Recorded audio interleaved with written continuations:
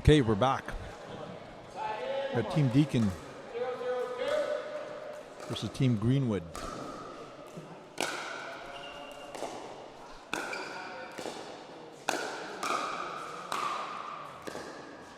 Picklefest final.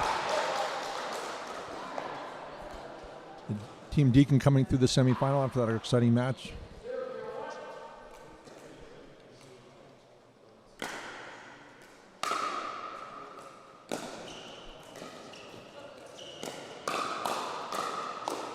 Wow. Irene. Strong early.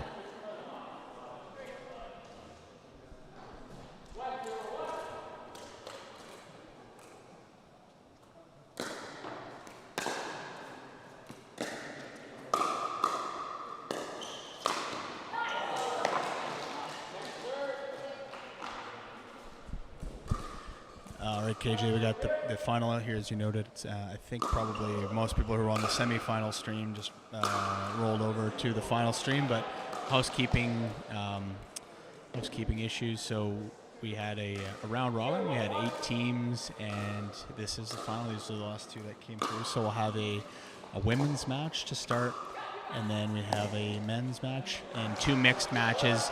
Essentially, first 1 to 3 wins. If they're tied 2-2 after those matches, then we'll go to a 15-point rally point scoring singles tiebreak.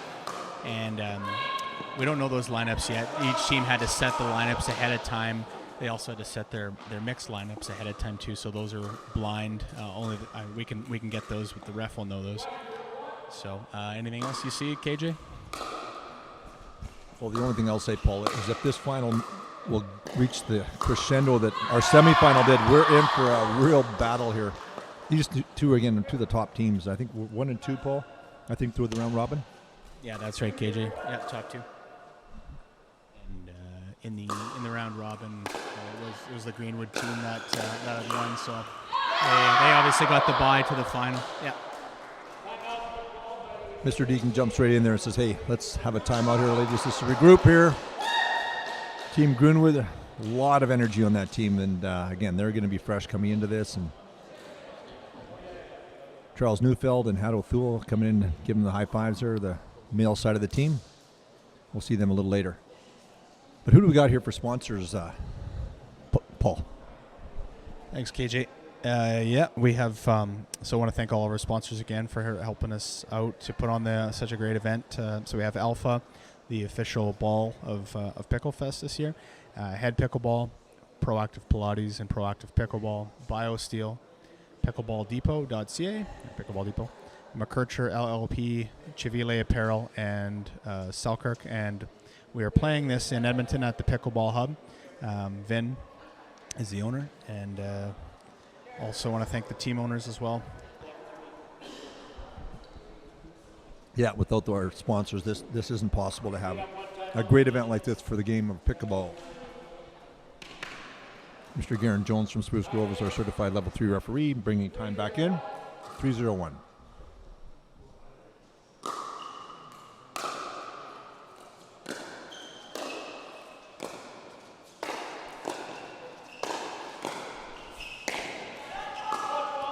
All right, very good. Miss Jane White, certified level 3, calling a foot fault. Over on the right-hand side there. 4:01. Thanks, buddy. Oh, nice half shot there by Kim. Fantastic. Kim Layton, the number 1 rated ladies player here in Alberta, and Irene Mott from BC. Again, 60, I'll just say 60 plus of age, but man, she's hanging right in here with these young ladies. No quarter given, no quarter asked in her world either. So, very strong team playing again the people that we saw in the semifinals, Dana and Wendy. Dana from Port Coquitlam and Wendy from Surrey, originally from Saskatchewan. Good communication there from Kim to her partner Irene. Thanks. Irene coming over to collect the ball and start to serve.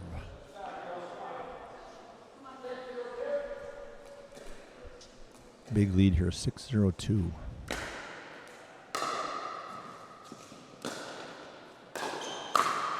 Yeah, good poach by Kim.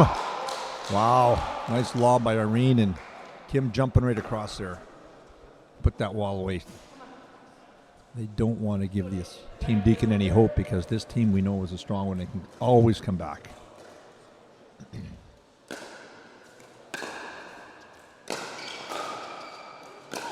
Holy smokes, Irene.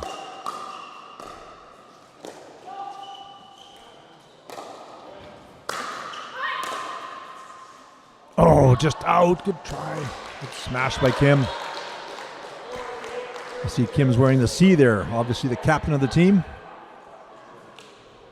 Switching at 8. Yeah, Kim was the number 1 female seed in the player pool. So, yeah, we had a bunch of players in the player pool, and there was a draft to determine the teams, and that was a snake draft. So, essentially, the teams were all put together to be balanced. So the number 1 and 16 women's team, they're playing with the number 8 and 9 picks. Essentially, there was a rank sheet provided to all the team owners ahead, and so they could look at that and decide what they wanted to do, and if they wanted to draft the players where they said they were ranked on the sheet, and so here we are. Yeah, and I can tell that was a very successful draft you had because the teams seem to be very, very equal here with a lot of the matches going to the playoff tiebreaker. Yeah, for sure. Okay, 1 minute on the switch of sides. Mr. Garen Jones about to take control again here. Time in. All right, Dana and Wendy wanting to stop this run and get that ball back. Oh, missed that one.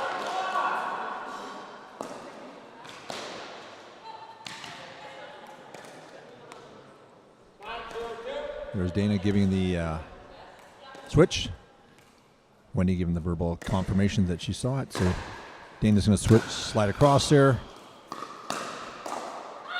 Yeah, out. Okay, that worked.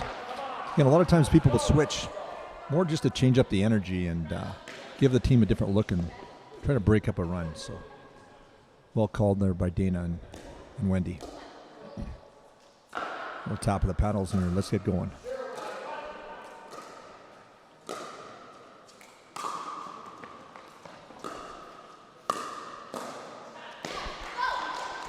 And Paul will tell you another thing about Kim that I understand, that she does a lot of drilling.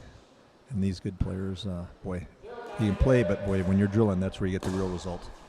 Yeah, 100%. KJ, a lot of the pros will say it's kind of a 3-to-1, if not more, ratio on drilling to playing, and that's it's tough a lot of times because people just want to go out and play. But definitely, if you're looking to go next level, that seems to be the one part of the formula. Amen. What a backhand there by Wendy. Boom. Down through Kim's backhand side. So these teams obviously had met in the round robin, and it was actually the last round 7 they played. And in this match in the round robin, the Greenwood team had won 15-5. So we will see. We will see if there was if there's a change in that. Yeah, all the matches look close from the round robin between these two teams, so should get some pretty good excitement.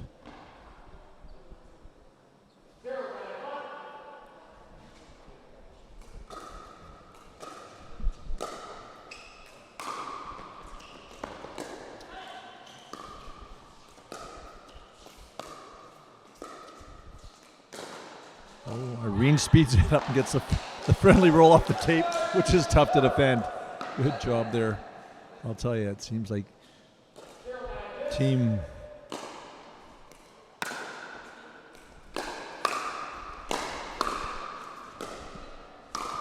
Oh, that time the tape wasn't kind of. It seems like Team Greenwood's been getting a lot of the rolls, but here we go.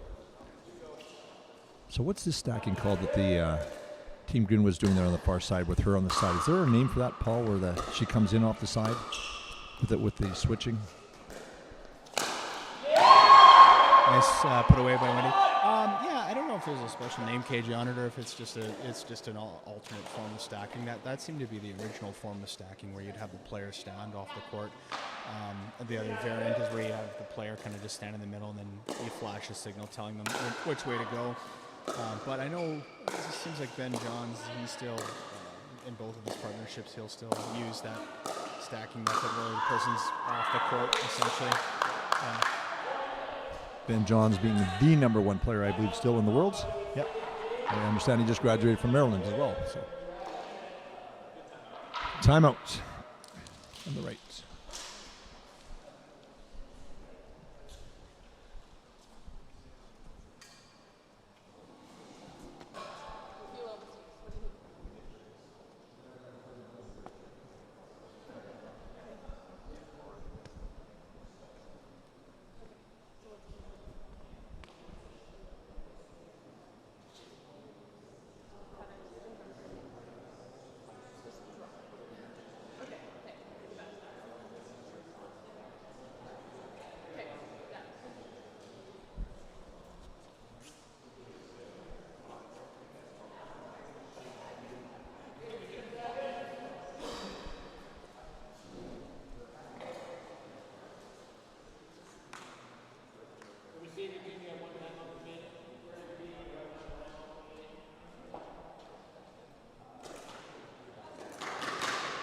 Okay, we got time in. Mr. Garen Jones, our certified referee. Ready to serve. Over to Kim.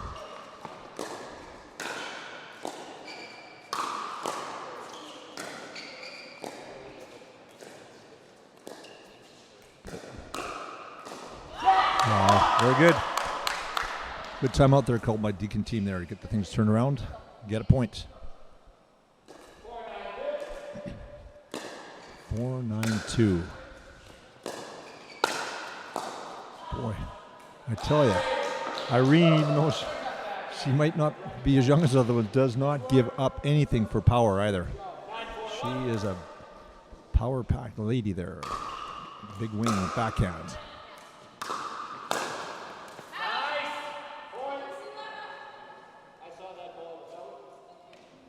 All right, ball was called out. Team can have as many appeals as they want. Appealed to the referee, Mr. Jones, and Mr. Jones said he saw the ball out as well. No harm, no foul. Ooh, just not getting the breaks here. For Steve Deacon. Ball just out again off the tape, which didn't hurt them at all. Didn't help them at all.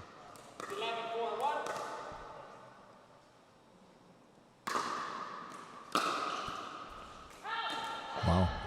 You don't see that often in the ladies' game. Kim's trying to twist that in her fingers there a little bit for the serve. Got a timeout again by Mr. Deacon. He's got two. Another good one there. And again, don't need to have them left in your pocket when you finish the game. We'll take a quick break.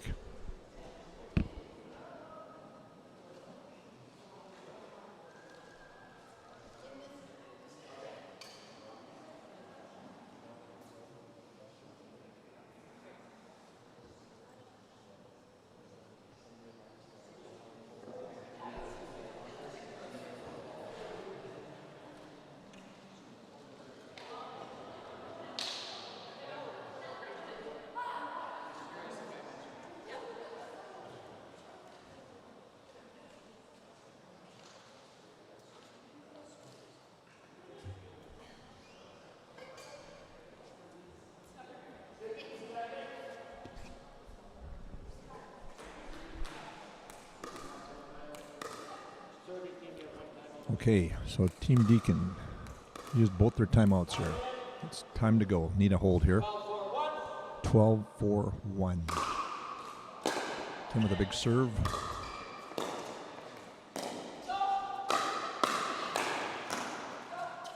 Boom. Oh, Irene gets it back. Kitchen fault. Yeah, Mr. Rightfully so there. Oh, Wendy wasn't happy about that. Yeah, that's sometimes you forget where your feet are on that smash because it's the only game that has something like called a kitchen where you cannot volley the ball in the air.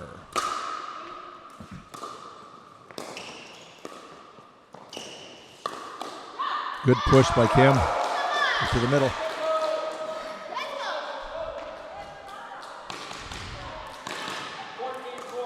14 for a possible game point here, Paul.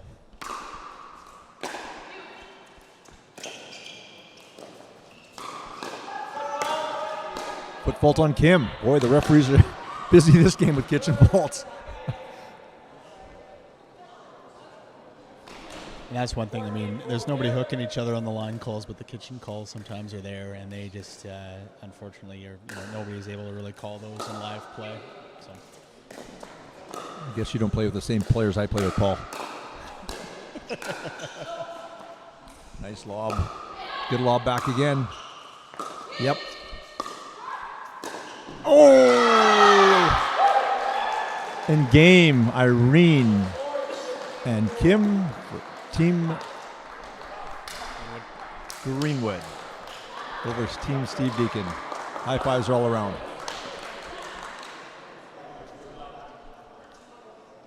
All right, so the next game up will be the men's doubles. Paul? Men's doubles, and this one was real tight in the round robin. I believe it was 1917 with the Greenwood team pulling it out. So I think we're going to be, we should have a pretty good game coming up. Good stuff. We'll let the boys warm up, and then we'll be back in a few minutes.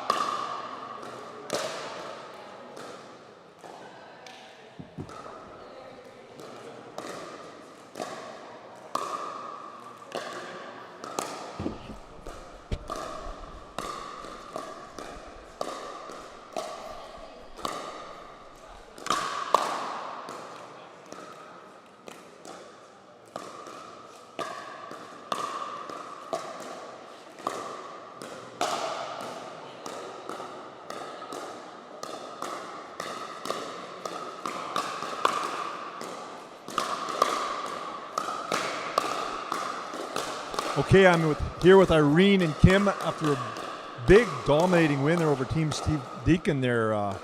What was the secret there, Irene?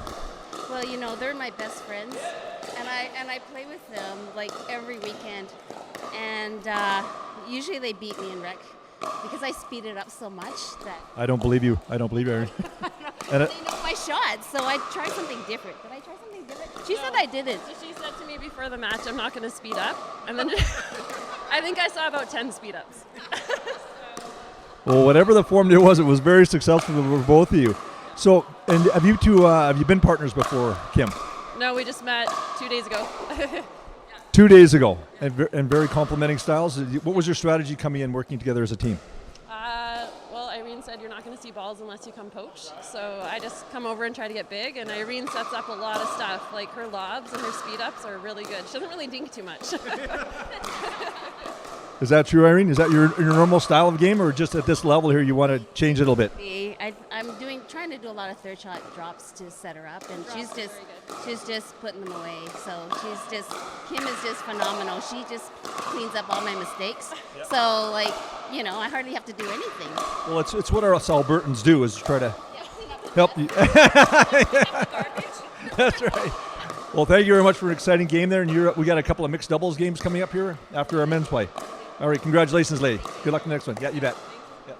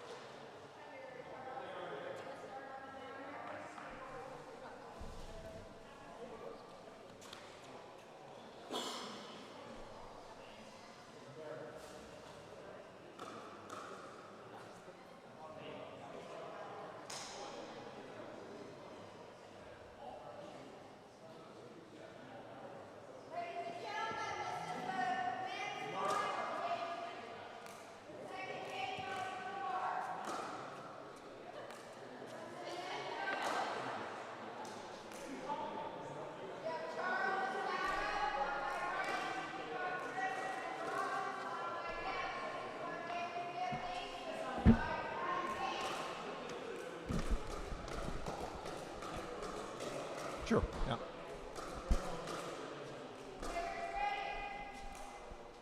All right. Here we go for the men's doubles. I'm Kirk Jensen, Pickleball Alberta. We got Paul Clemens, the owner, operator, chairman, big boss of the Picklefest. We got Kent running our video. Evenson running our video. Doing a great job with the scoring and the incredible feed that we've got going here. So great work there, team. So, Paul, exciting men's doubles here. You're going to see a lot of athleticism, some power, some soft games, some resets, some hands. Yeah, you covered it all. This will be an exciting game. You covered it all, KJ. It'll be an exciting game. It was really tight in the round robin, and yeah, all these guys can hit it. So I'm expecting to see some rockets. We've seen both Chris and Robin here from Team Deacon. This is Hato Thule from Calgary, coming in with the hat on. I'll give a little plug for him. He's Vice President of Pickleball Alberta. Strong up-and-coming player. Like, just keeps getting better every year. And Charles Neufeld. Whoa, what a serve. That had a lot of junk on it.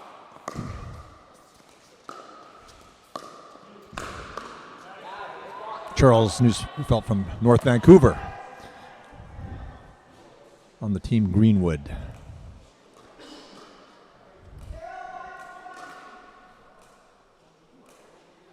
So KJ, after our last bet, you owe me a case of Colt 45. Who you got in this match? No, I think it was a Bananas Away booster juice, Paul. Just thinking about you, buddy. Tomato, tomato. Yeah. Difference in agreement. Yeah. That's good. Colt 45 was. It was well deserved. That was a great semifinal. So on this one, boy. It's interesting just the way the draft goes here, Paul. We've got a player from BC and a player from Alberta on each team. So obviously Robin from BC and Chris here from Alberta, Calgary, and then Hato from Calgary and Charles from North Van. I'm going to go with my vice president and Hato and Charles and Team Greenwood. That's my pick on this one here. Yeah, no, I'll take the Deacon boys just for to have something to bet on. It's going to be close. Yeah, in our player draft, it was interesting. Hato and Charles, I believe went 8 and 9 for them in the men's picks, and those are both steals. Absolutely. Yeah, so Ray and Keld, the owners of the team, they got a pretty good deal to get these guys at 8 and 9 in the draft. See Ray over there watching his team, and Phil, I imagine, might be watching us on the live stream if he's not at the farm planting. I know he's maybe in the tractor this time of year. He's a big farmer in Saskatchewan there.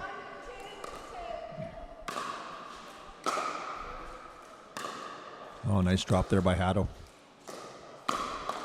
Oh, just off the net.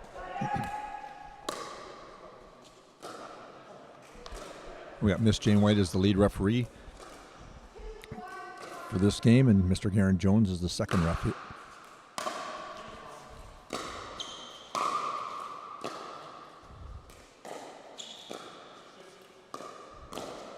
Nice.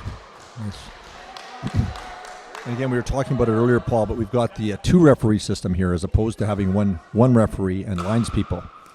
I think some of these top players especially like calling their own lines, and we have two referees kind of watching for any faults or appeals of calls. Yeah, I think it gives some comfort in the final to these guys to know there's a second set of eyes on the line calls, and more the kitchen calls. Like nobody's going to purposely hook each other on the line calls, but having that extra set of eyes on the kitchen, I think is a nice benefit for everybody. Yeah, it's the way you're seeing the tours go, and I know for our Alberta Provincials, we're going to be doing the two-line system as well. There's a couple of amazing shots. Wow. Resetting the play. Hato, just a block. And just out. KJ, got to give it to Chris too. He subbed in last minute to play for the tournament. He wasn't originally in the tournament. Yeah, he was supposed to attend his mother's birthday and got a call from Steve Deacon saying, "Hey, you're on my team. Can you get to Edmonton Friday night?" And so Chris worked it out with his mom and said, "Hey, we'll do a birthday supper another time. I'm gonna go play on Steve Deacon's team." So kind of a fun story there. Wow, there's a win-win-win for everybody, for Steve Deacon, for Chris, and hopefully Chris gets a nice dinner for his mother there on her birthday.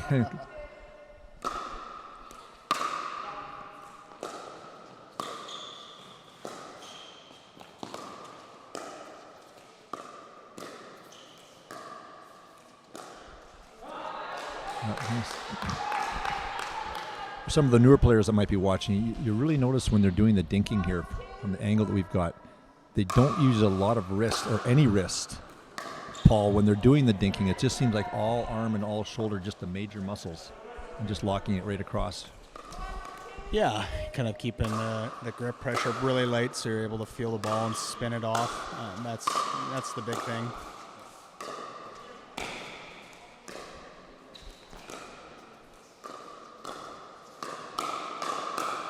Wow, there's a good speed up and finish. Yeah.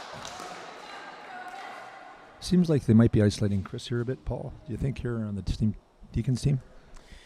Yeah, I think so. Robin would have a little more big game experience. Chris, I understand, has only been playing for a year, which is amazing to be playing at this level. So he's obviously worked very hard. But yeah, that might be the plan early on. Take it, play it by ear, see how that goes. Yeah, sometimes just to have a plan. Not that necessarily Chris is or Robin or whatever is the stronger or weaker player. It doesn't matter. It's just that to have a plan and focus on a guy and wear him down, really. I've been on both sides of that where I haven't seen the ball and I haven't seen the ball. And holy smokes, it's pretty mentally tough when you're getting a lot of them, no matter how good you are. Yeah, for sure. And that's the thing. When you play after a while, you just separate the ego and you got to enjoy it. And the grind of getting all the balls. Because you're right. I mean, and then it can change on a dime in mid-match if the team thinks, okay, well, that player has been successful and let's try the other guy. So, yeah, you just got to enjoy the grind of knowing, you may get all the balls at a certain point.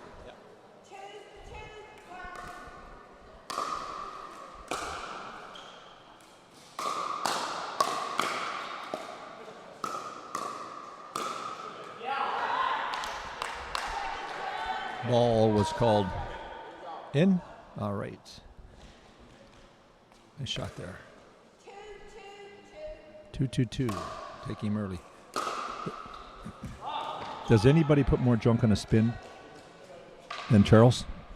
He's got some action on it. I played against a kid at the U.S. Open who, I don't remember really getting aced too much on a serve playing, but this kid aced me about 4 or 5 times at the U.S. Open. And I finally got onto it, but there was four free points, so that was the sickest amount of spin I've seen. I can't remember his name, but yeah, it was pretty funky. But no, yeah, Charles has some sauce on his serve for sure. For sure. With all respect, Paul, you're a great player, and it's not easy to ace somebody. So that person was moving the ball. You see with Charles with his fingers, he's twisting that ball to get some pre-spin on it. That really makes it jump even more. Yeah, no, for sure. It's we'll see where that goes with being able to spin the ball. They obviously outlawed, so you can't use any part of the paddle. You got to use your free hand to spin it, but you can still generate a lot of spin. Yeah, just with the 2 fingers. Or different guys hold it differently, so we'll see where that goes on the spin serve. What are your thoughts on that? Well, there's a great dig. Are they going to get this point? All at the net again. It's all reset. Oh, just a little quick. Yeah, I'm all for the excitement of, you don't see people changing rules about tennis serves and badminton serves and things like that. If somebody can do that, it's not a huge competitive advantage. And I think instead of the server having to adapt, just let's let the returners get better. Yeah, I agree. I think there's, obviously 2 pretty strong schools of thought on it. I think it's still a skill. like in tennis, I mean, where you're throwing your toss, you know how hard you're hitting it. I just don't know where you draw the line if you ban that to say, oh, you know, you're hitting too hard or your dinks are too good. It's, you know, it's part of the game. On the counterpoint to it is obviously in other sports you can't manipulate the ball. The ball's got to be visible, and some people don't see that as a skill. So yeah, we'll see where it goes. Yeah, fair enough. You know what? For most of the recreational players and even probably strong 4-0s and down, it's not really an issue. Okay, so you might have seen there where Jane White, the referee there, caught the Deacon out of position there. So that was a loss of their serve. Steve Deacon jumps and says, timeout. And we'll be right back.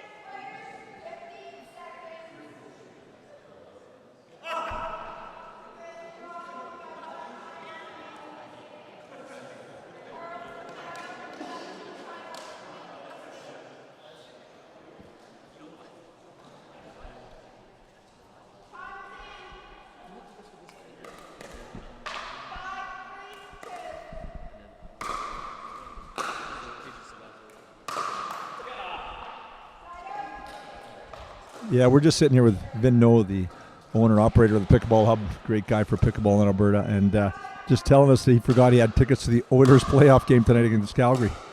So,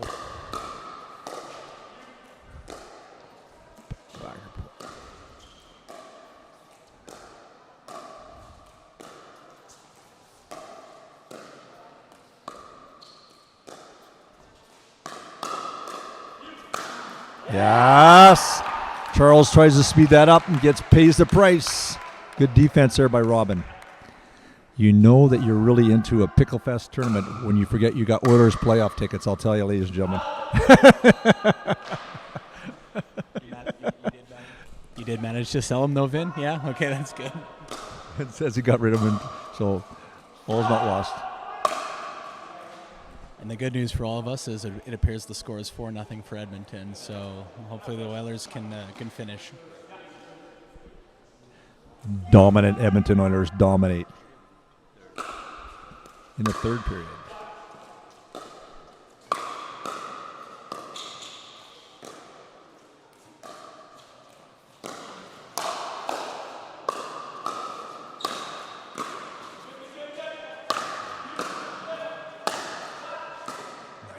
Nice reset there.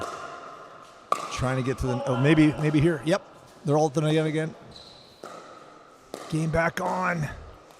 Team Deacon wants this point after that great defense. Yes! Wow, Robin. Big hauler. What a point. Woo! No quitting that Team Deacon.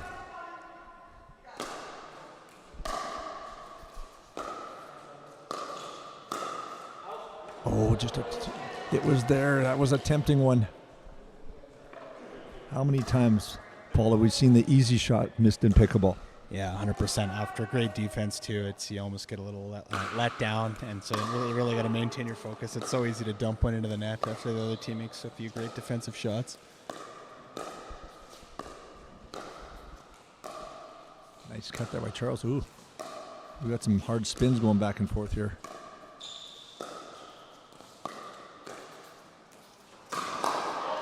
Wow, what a... You can't call that. Boy. Ball was called out. Appealing to the referee. They're going to make the right move, come together, make the decision. And what that was on the around the post by Charles. He thought it was in. And Robin thought it was out on Team Steve Deacon there. The ATP was good, so they're calling the ball in.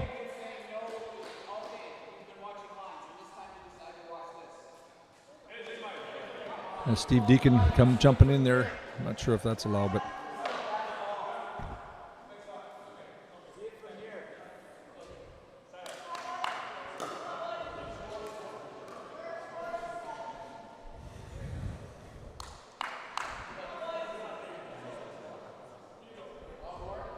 All right, so the appeal was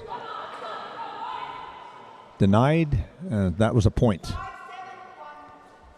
5-7-1. Charles doing a little spin with his fingers there again.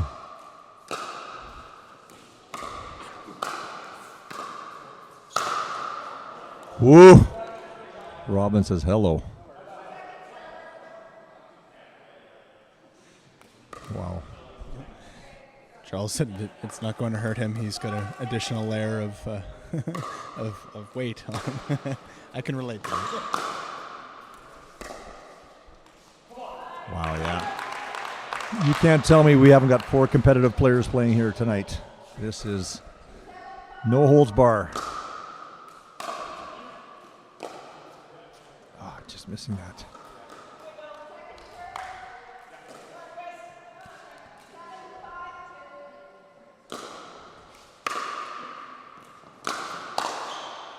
Good reset by Haddo on a hard drive by Chris. Wow! I tell you, that Charles has got a backhand, doesn't he? Yeah, Chuck's always had really good hand speed. Yeah.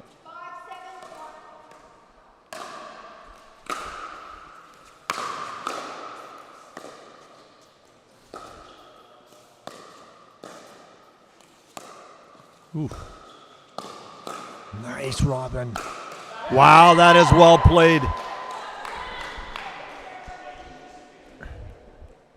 Nice reset, little pop up, and Robin finishes that.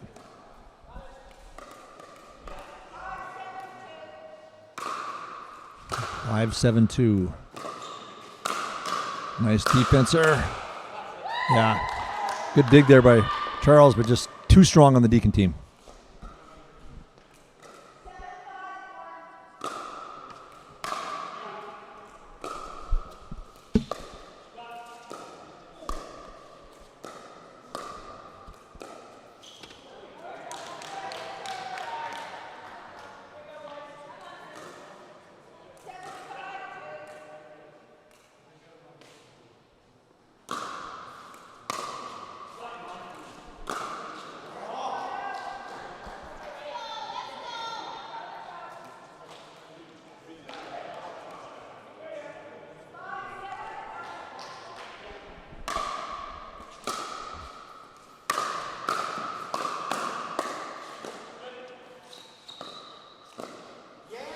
Good.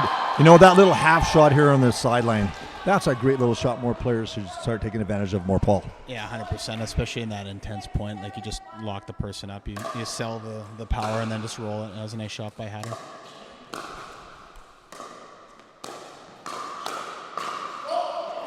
Oh, just couldn't get out of the way. Tried to do the matrix, but Robin just couldn't quite get out of the way that one.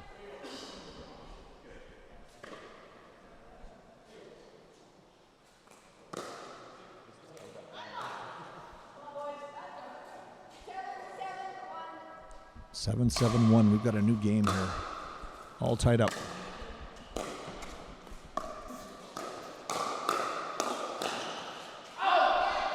Ooh.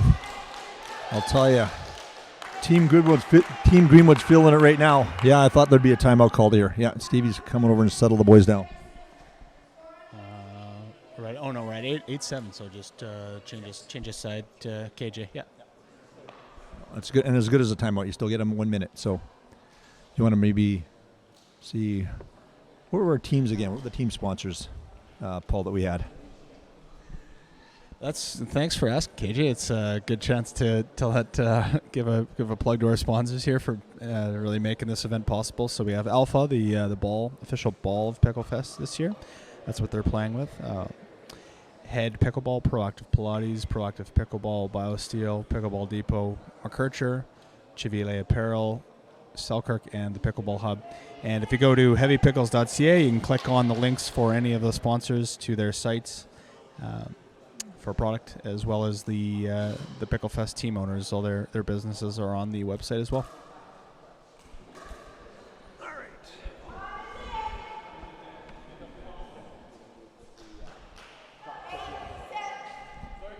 KJ, in your younger days, who would you say the player you most resembled athletically?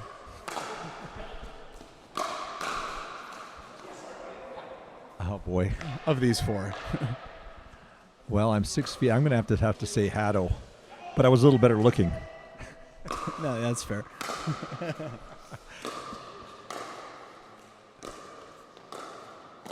Oh, and you know, Paul, you can't ask me that question without me throwing it right back at you.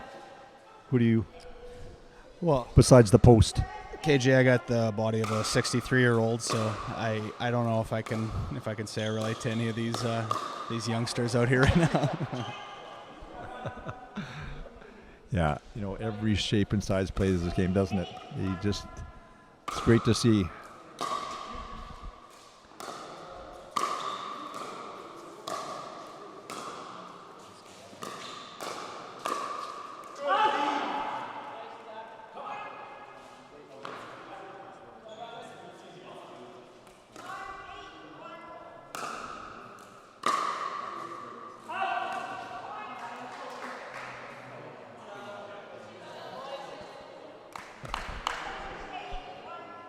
Couple of balls just out there for a couple of points. They want to stop this. Oh boy, another one gone. Okay, smart move by Charles there. Say, hey, timeout. Timeout on the left, Team Greenwood. So I think we may have had a technical issue there. We're live now in the second game of the final here. So we're not sure if the women's match was streamed or not. Anyway, we can get you up to speed. This is Picklefest. Kirk Jensen is here. I'm Paul Clemens. We got Kent Evenson as well. And this is the final. We have Steve Deacon's team, and he's playing the Greenwood team, Ray Greenwood and Kel Gattinger's team. So this is a team format, and basically we have a women's doubles, men's doubles, 2 mixed doubles matches. First 1 to 3 wins. If it's tied 2-2, it goes to a singles tiebreak rally point. And Kim Layton and Irene Ma, they won the women's match against Wendy Sofiak and Dana Dabreo, 15-4. And we're here with the men just off a timeout. So we're back with looks like Robin and Chris serving.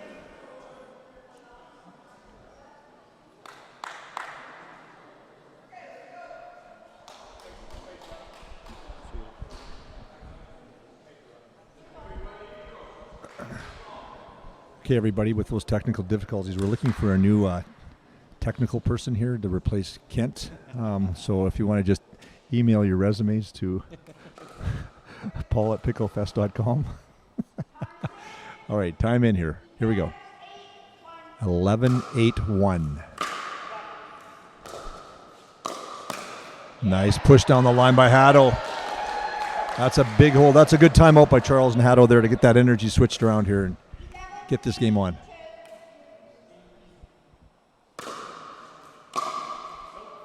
Boy, there's another easy point. That's 3 now in the last 5 minutes. That's just can't do that at this level. Too tight.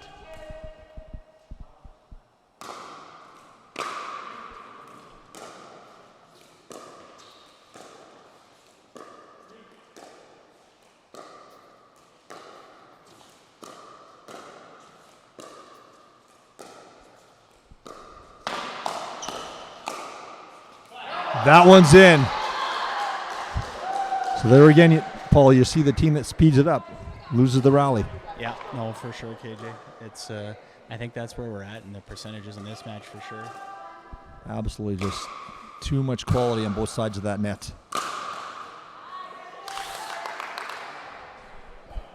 It seems to be a lot of with these Highland players I'm noticing too, Paul, is it's a 3rd shot drive and a 5th shot drop, huh? Is that the kind of the new mode that a lot of these top players are going to? Yeah, for sure. You've seen a lot more of that in the last, I would say, year and a half. Yeah, you're bang on there, KJ.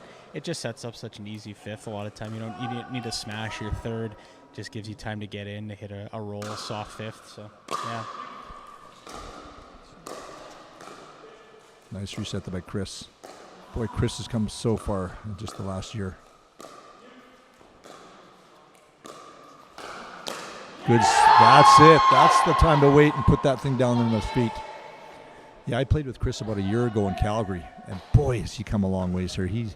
He was saying to me there he wants to be in the Picklefest Alberta's newsletter there in the power rankings in the top 10. He wants to get his name on there, and he's well on his way. He's playing like this.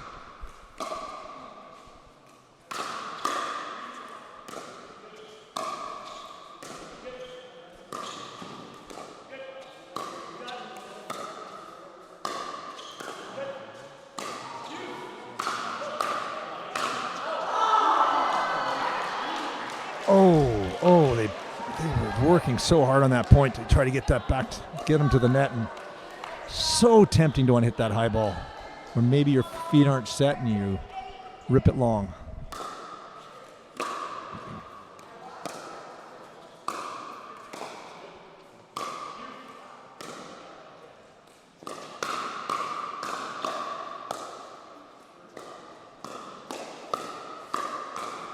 Wow, there's some great resets there.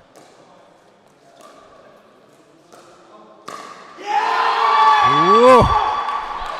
Yeah, another fantastic point. And so again, we got Chris, who's from Alberta. Robin is from BC, and then over on the close side, we got Haddo, Thol, and Charles in Newfield.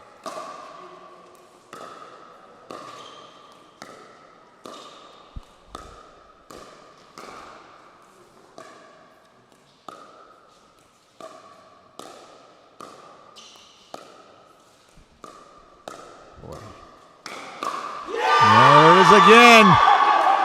Game. Steve Deacon. Wow. Well played there. Boy. Chris and Robin got on a roll there, Paul, and they just would not be denied. No, it was a great game, and the round robin they played, it was super tight too. I think it was 19-17 going the other way for Charles and Haddo. So nice win for Robin and Chris here for sure. It was a well played game. So we're 1-1 now, and we got a mixed doubles match, 2 mixed doubles matches coming up. The players had to submit their blind lineup before the match. So we'll see who it's going to be. And if you watch the semifinal that we called before, you saw a singles tiebreak, and we may end up there as well. Very good. All right. So viewers, we'll see you in a minute. We'll take a quick break, and we'll have mixed doubles coming up. Match number 3.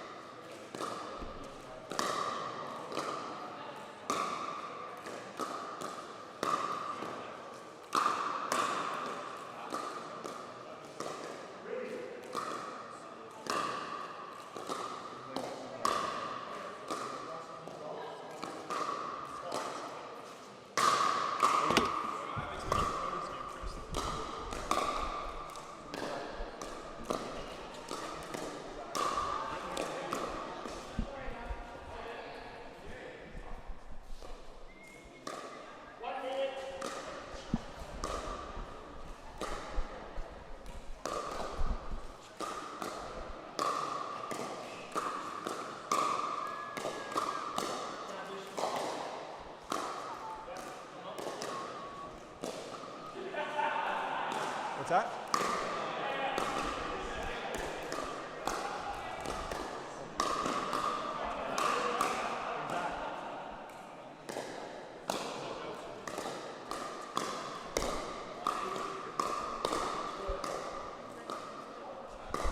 We're on. And so here we're with Zach and Brittany Brown, that we're part of the team Fisher. Wearing the big orange for the Dutch team there. What'd you think of the big weekend that we had here with the Picklefest? Did you enjoy yourself, Brittany? Yes, it was lots of fun. It was a great time. They were definitely the best players I've ever played against, so that was awesome. Very good. And were you playing with one of the best players in mixed doubles? I was, yes. And would that be your husband, Zach? Yeah.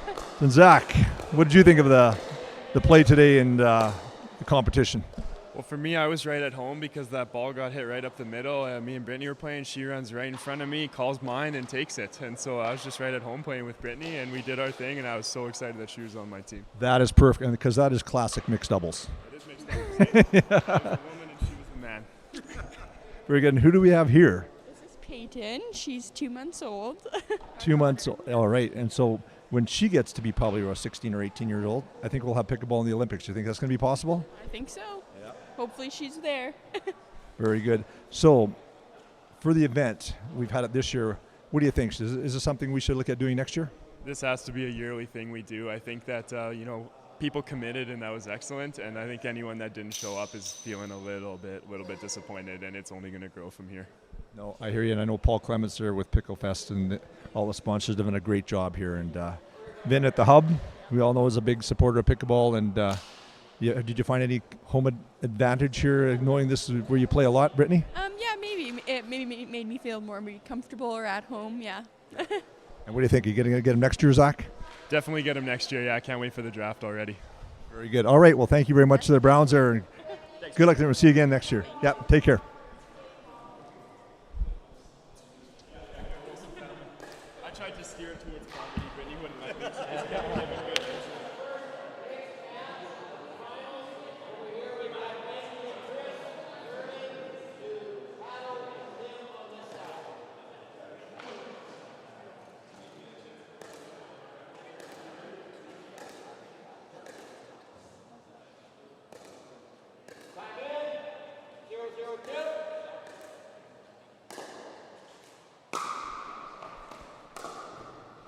Okay, so we're just starting here with our mixed doubles first match. We've got Haddo and Kim versus Chris and Wendy. How did this? Was it the same teams that lined up earlier in the day, Paul? No, I think this is a different matchup, KJ, from the round robin. I think this is different. So we'll see a different last matchup as well. And Is that different from both teams, Paul? Or as far as like, I know that the mixed doubles here, they can select whatever men and ladies teams they want. A lot of the times they'll stay together, but have they changed it this time? last time they put Haddo and Kim out, and it was Robin and Dana for Deacon. And so Steve switched that up and put Chris and Wendy out. Yeah, so he's playing a little bit of, he's trying to mix it up because the Greenwood team had won that round robin match. So Stevie's trying to keep it tight. Yeah, Mr. Deacon would be doing everything he could there to give his team an advantage. So sometimes a change is as good as anything. So here we go. Again, four high-quality players here. Big serve by Chris, just on the line. Second serve.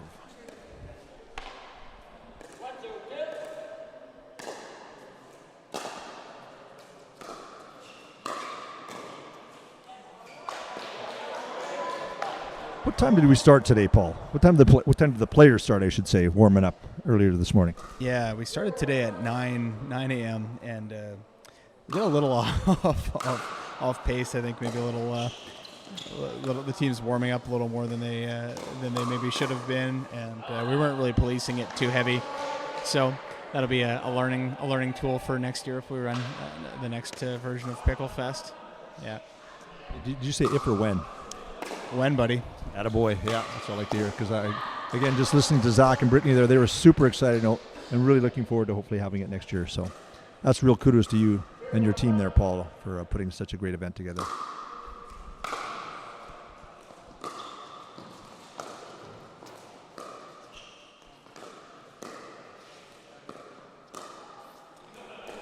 So it'd be interesting to see here the matchups, if, how they're lining up, if there's any stacking, who each team is targeting.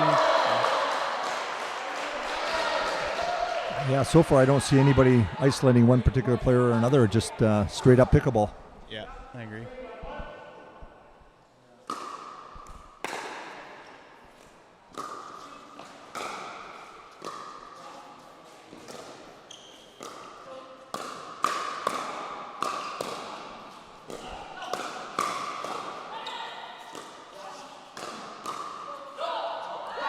Well done, Chris.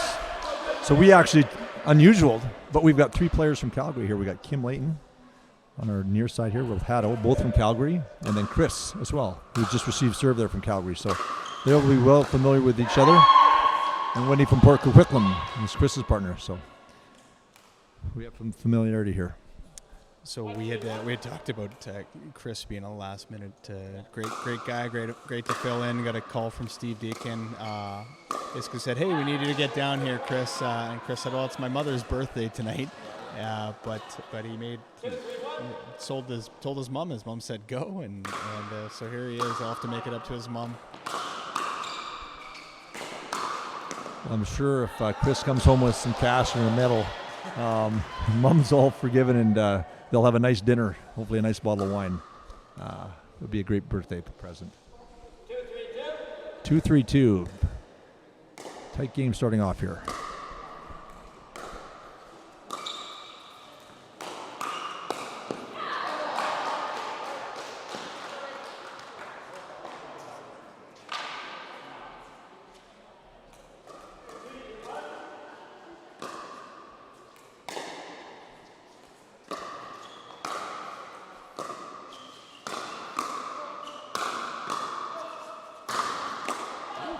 Big D. Good angle there by Chris. Oh, they're all at the net. Here we go. New game.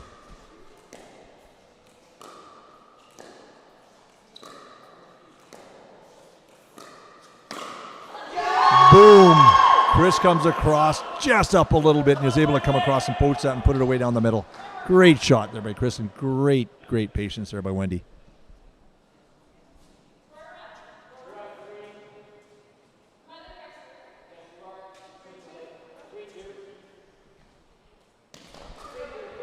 Players just asking if they're all in the correct position and the correct servers. And they are. Away we go.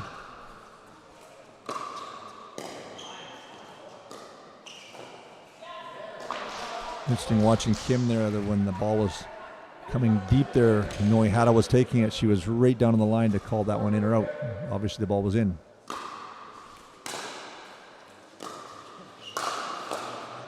Wow.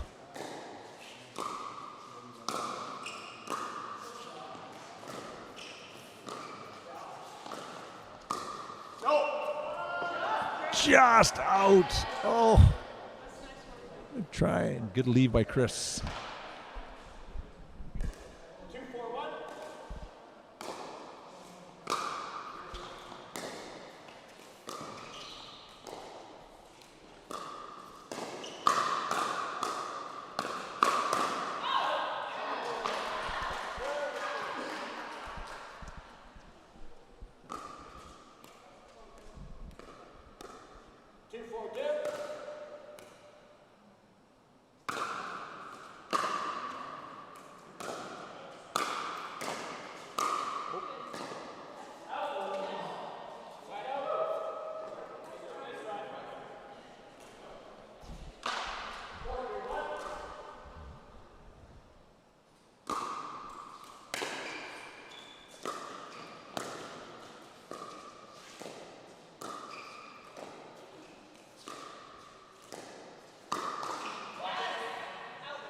Yeah, good speed up there. Kim's a tall player, but she got nice and low there to get that ball nice and flat across. Simone Jardim-esque, yeah, get nice and low.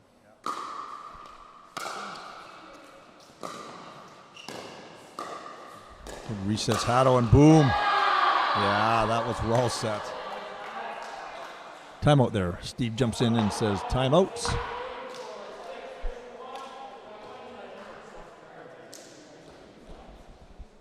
Try to settle the troops down. I know Phil Greenwood is probably in the tractor. I don't know if he's listening to this live stream or not, but he'd be happy there doing the planting. I see his brother Ray over there, the other sponsor there for the team. A couple of great players out of Saskatchewan that own and operate the Queen City Pickleball Club there in Regina. Is that right, Paul? Yeah, you bet, KJ. Yeah, no, that's exactly where I was going when you said that. Phil and Ray, they run a great club down in Regina, a nice 12-court facility. Yeah, really set up well. 12 full courts, like with enough room, and that's a big facility then. Yeah, there's tons of room. It's a very nice facility. They do a great job. They got a lot of great products there, tons of fan viewing. They just held the Saskatchewan Provincials there last month, so yeah, by all indications, went over very well. Good stuff. Well, a couple of years ago, I played Phil and Ray in the Alberta Provincials, and I'm proud to say took them down, Phil, if you're listening. And yeah, I look forward to coming out to that facility. You know, a couple of great guys, and heard a lot of good things about the club. So look forward to that. Mr. Jones calling time in. 6-2-1.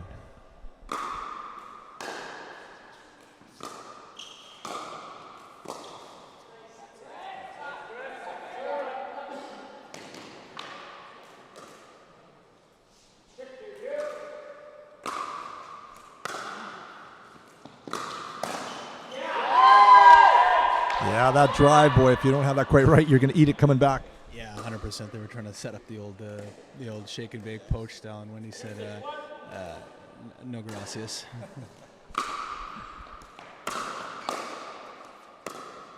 Oh, nice cut drop. Good.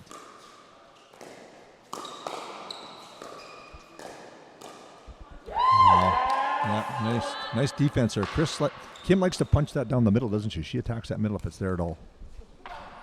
Yeah, for sure. She's so long. She's just waiting for the ball up to just destroy.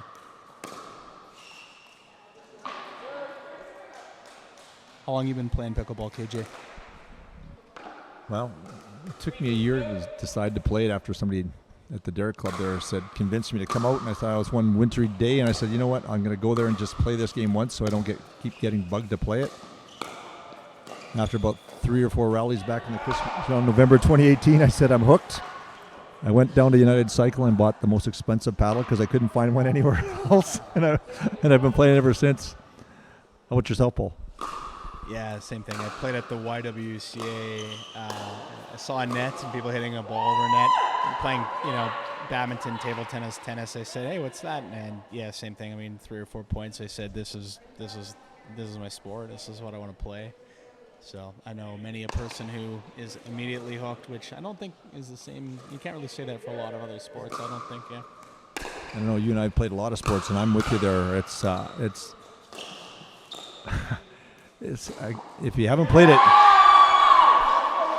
I'll just say, don't play this game unless you are prepared to be consumed and addicted to this game. Yeah, and it's funny because, people go play for 4 or 5 hours, right? It's one more game, let's keep playing. And you don't really get that in other sports, right? You go play for 2 hours, that's good, yeah. Yeah, the favorite 3 lines in pickleball is just one more. Oh, good almost back, Wendy. Big smash there from Haddo.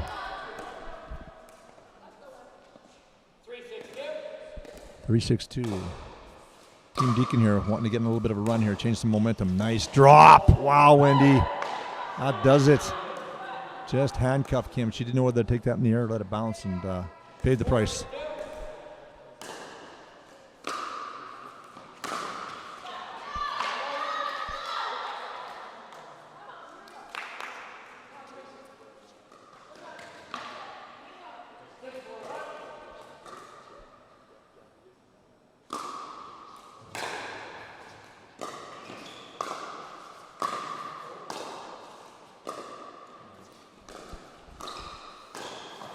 Oh, good shot, Wendy, right through the seam.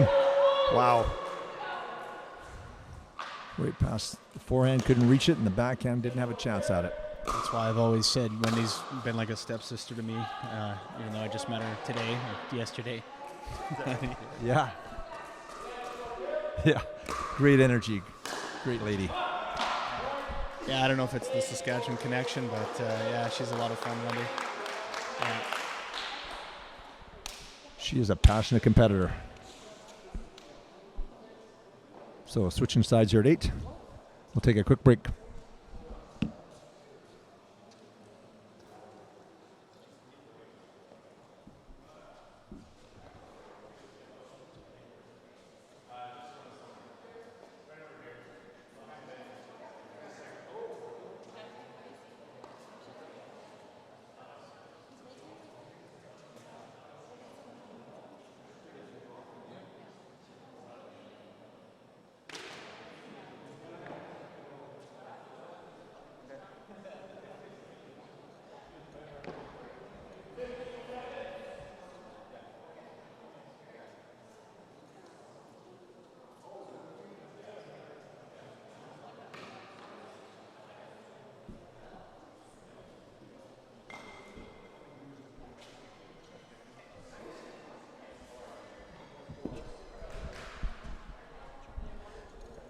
So just want to give a quick shout out again to our Picklefest sponsors, Alpha Balls, the ball that we're using today at Picklefest, Head Pickleball, Proactive Pilates, and Proactive Pickleball, BioSteel, Pickleball Depot, McKercher LLP, Chivile Apparel, and Selkirk, and also Pickleball Hub. We're playing at Vin No's wonderful facility here, and Vin's been a great host.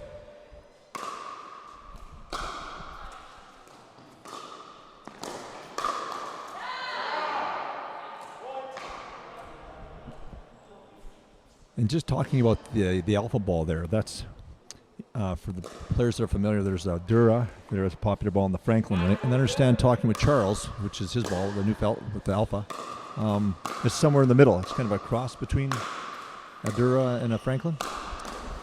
Yeah, it's just a super durable ball, and I mean I like it's got a really nice feel on it. It plays very similar to a Dura.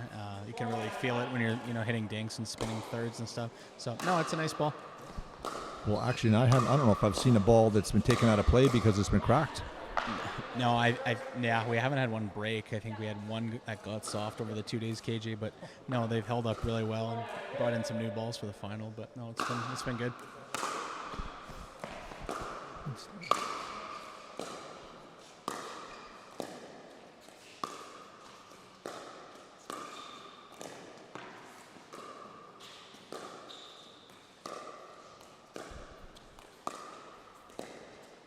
Oh, it wasn't there. So there's where patience was not shown with Kim, that enough was enough. Try to attack a ball that just wasn't there. How many times did we do that, Paul? 100%. It was, yellow zone. It was close, but yeah, always a fine line to pull the trigger on it. You make a lot of them, and sometimes you just miss. It was really close. So when you say yellow zone there, Paul, what exactly are you referring to? Some people use it differently, KJ, on for those zones and pickleball. I kind of referring to it. They're just probably too low to attack. Not in the not in the zone. That's kind of going to produce an optimal result. There's a great play by Wendy and Chris there. Chris finishing it off. Wow. Really turned the momentum of that rally.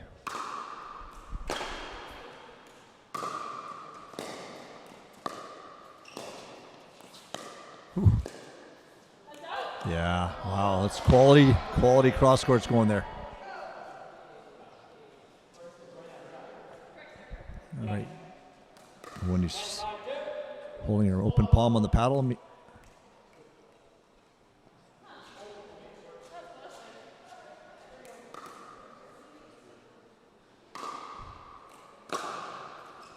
A little confusion there, but that was, I think, the right thing for Kim. She has 10 seconds to make that serve. Wow. Interesting little officiating thing there that happened.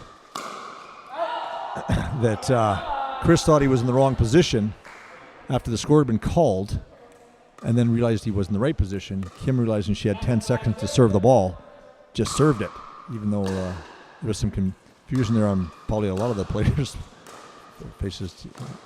But well done by Kim. That's an experienced competitive player. Whoa, boom. All right, Mr. Deacon going to jump in here. Call the last time out. Calm the troops. Circle the wagons. Let's get at it. We'll take a quick break.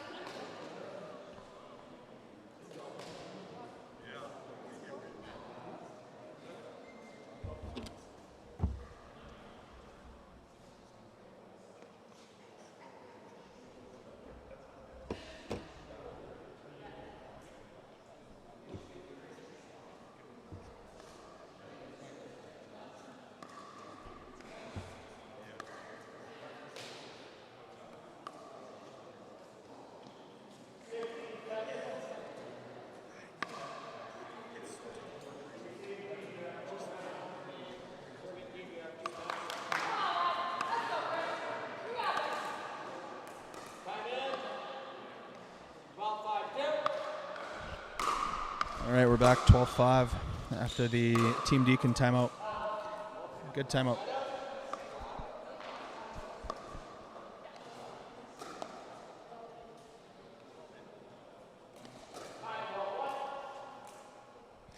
KJ, of these 4 people on the court, who do you think you could beat in an arm wrestle?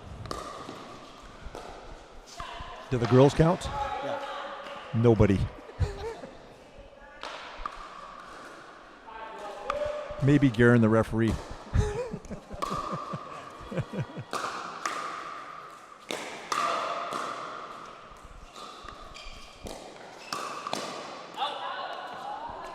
Just out.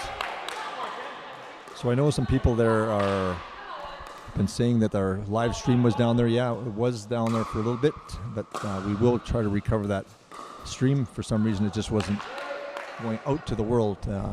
So thank you for those that mentioned that to us, sending us in a quick text.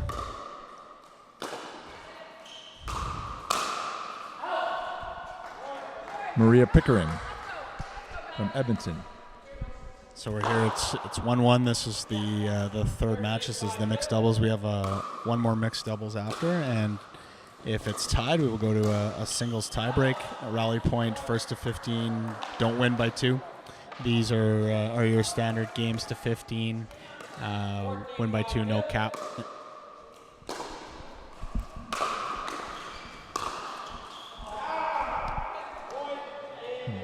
Point and match to Team Greenwood. Haddo and Kim taking out Chris and Wendy.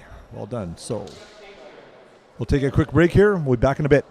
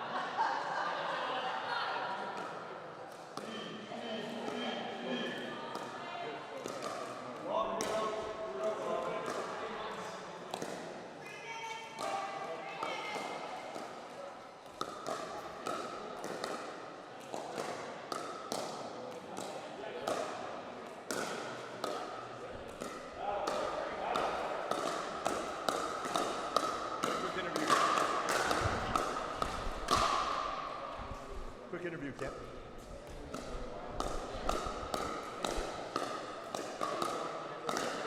We're going to beat this shit out of this guy, yeah?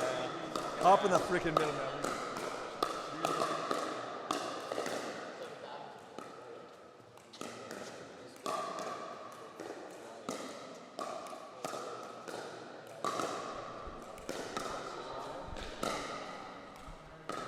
All right, we are here.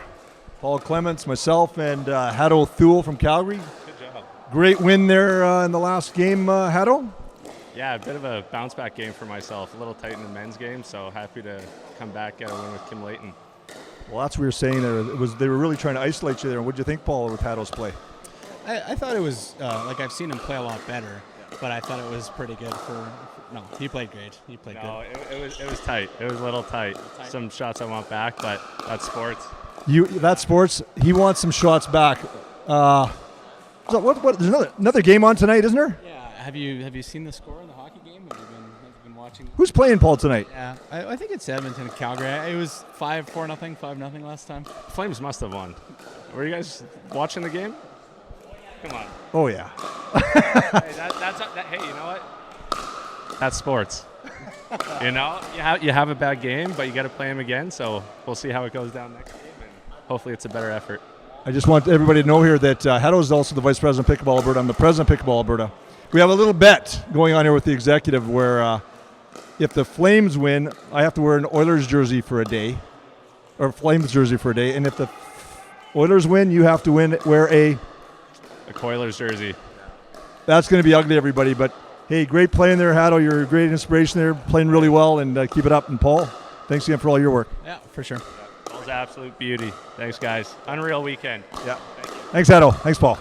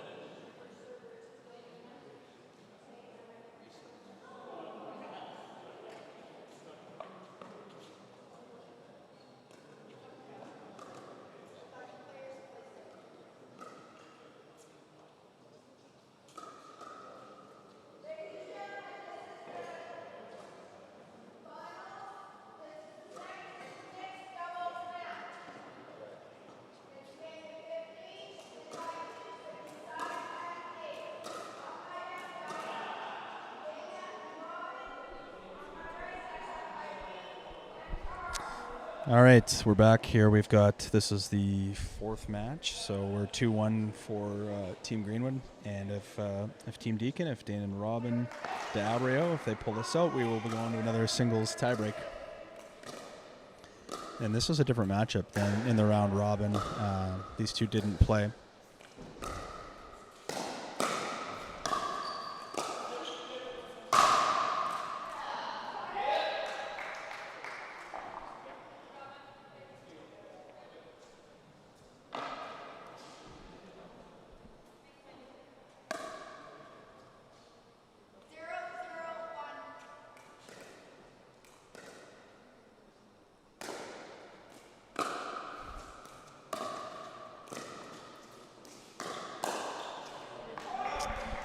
So this match, you can obviously expect Charles to be pretty aggressive. Charles has quite a bit of success with that game, trying to impose. I'm not sure if Robin and Dana, if they'll probably just stick with a regular stack scenario. See where that goes.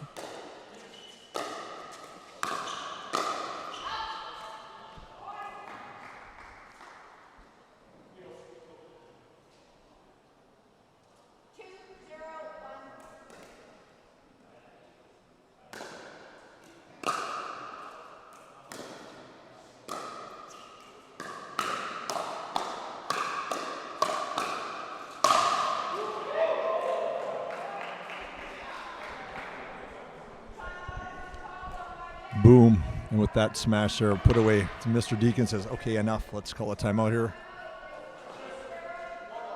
And talk to the troops. Steve's really an engaged coach here, isn't he? He's not just somebody that sits on the sidelines, Paul. He seems like he's really into the play and coaching it and trying to get everything out of his players. Yeah, 100%. If SDP sees something right away, he's gonna hop up, and it's and it's obviously you can't take anything away from the players, but having Deacon on the sideline, just analyzing, helpful tips, it's going to be very beneficial. So I'm sure that contributed to the team getting to the finals. Yeah, I can tell you at Pickleball Alberta, we're excited to have Steve Deacon Pickleball be a sponsor of Pickleball Alberta with his coaching clinics. Haddo Thule and Zach Brown, both players here that he has coaching his program. We're excited to announce that today, actually, on our social media. So looking for a long-term relationship there with Mr. Deacon and his great team. So here we go. Irene to serve.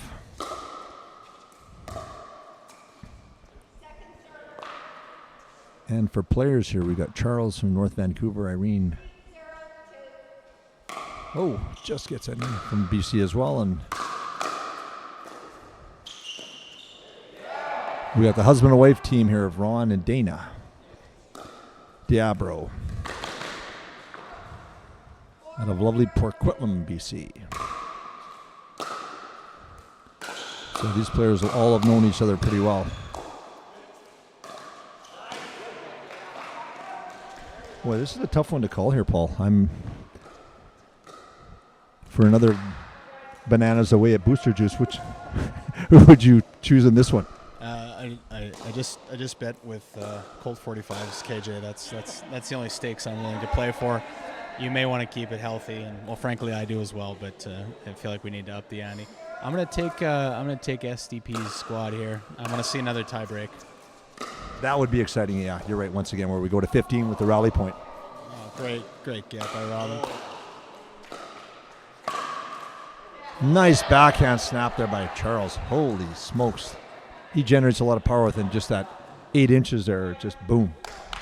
Yeah, and that Selkirk 002 paddle, it's interesting technology, but you can apparently generate some pretty sick whip from the baseline with it. So, yeah, I think a lot of the Selkirk guys are playing that.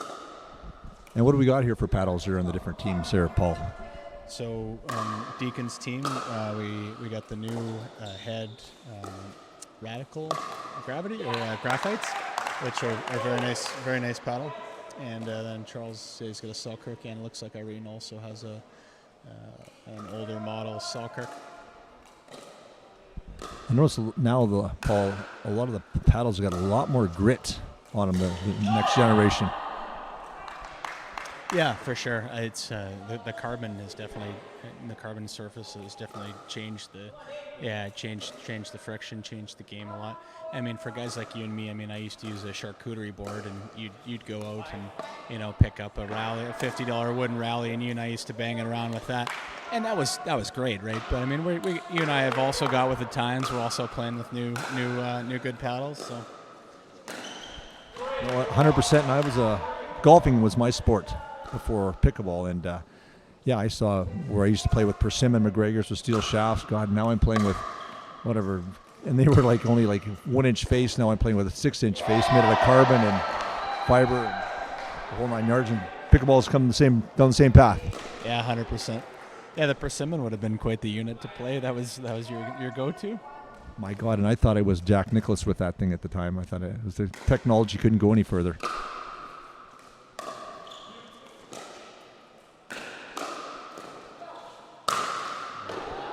Boy, Irene doesn't blink. She still hangs right in there, doesn't she? She didn't turn away at that. Good smash there by Robin.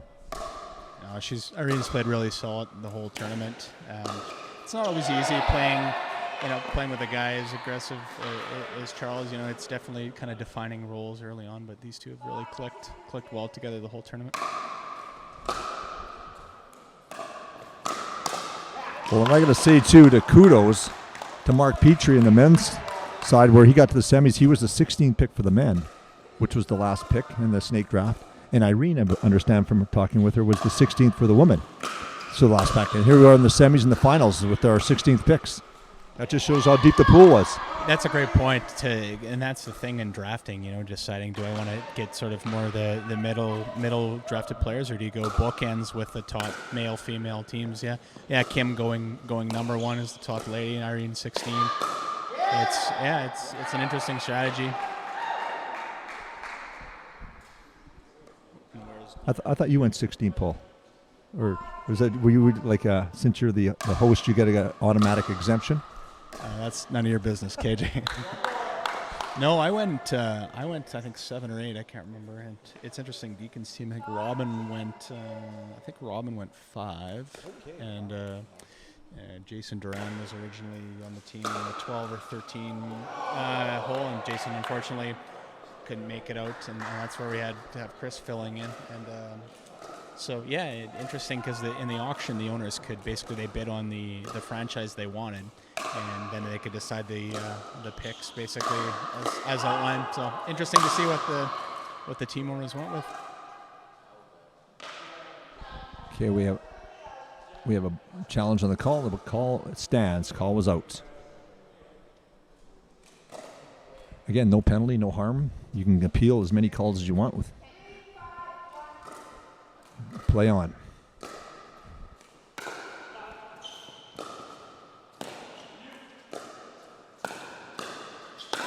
Boom! Wow, Irene.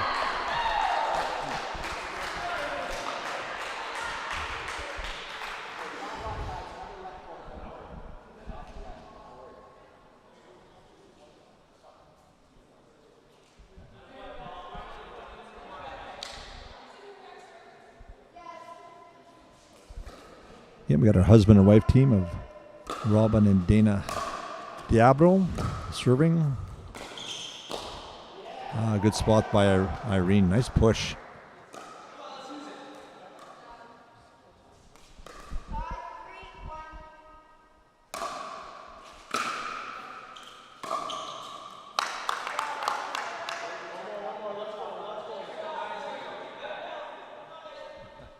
Paul not too happy with himself there. A good serve, and then puts that one in the net. That's, you do not want to be doing that.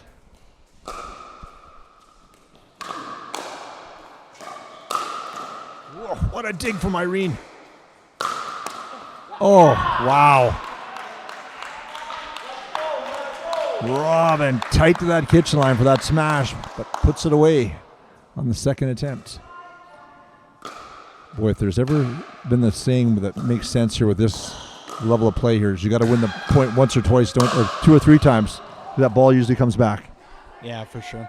It's Irene. I got to give her kudos. She's got a pretty solid amount of power too. I hadn't really seen her play much, but yeah, no, she's playing very well. Well, I can tell you, as a 60 plus, I'll be getting her phone number if she's ever looking for a partner. I'm in. Sign me up. That sounds like good work if you can get it to get her dialed in. Yeah. So I'm Kirk Jensen, President of Pickleball Alberta, here with Paul Clemens, the owner-operator of Picklefest, and Kent Evenson, our technical director here, that's got our slime streaming. Whoa. Wow, Irene, that's still good stuff. But Robin says enough. Let's put this away.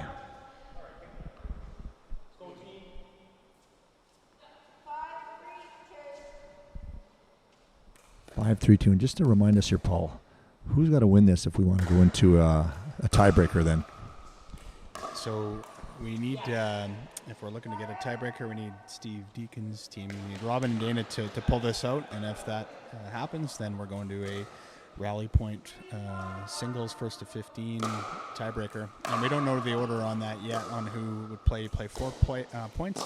And then you sub it to the next person. There's Charles using the badminton pronation, pulling that out of the old toolbox. Yeah, it's a nice shot. Yeah, with a ripped angle too.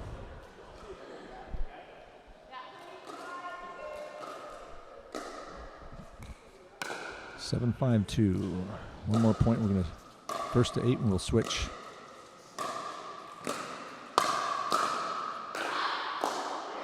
Oh, there. Irene says, Charles, if you can't put it away, let me help you out and put it away for you. Boom. Timeout on the right. Why would that be there, Paul? Why would they be calling the timeout? They just won that. Yeah, you do see that where a serving team just to calm down before, bigger points that sometimes happen. Usually it's closer to sort of the game point where you'll see the serving team take it. But, maybe just wanting a breather. Some words of encouragement from the other players. Yeah, interesting. Okay, I haven't seen that strategy, but what you're saying makes sense.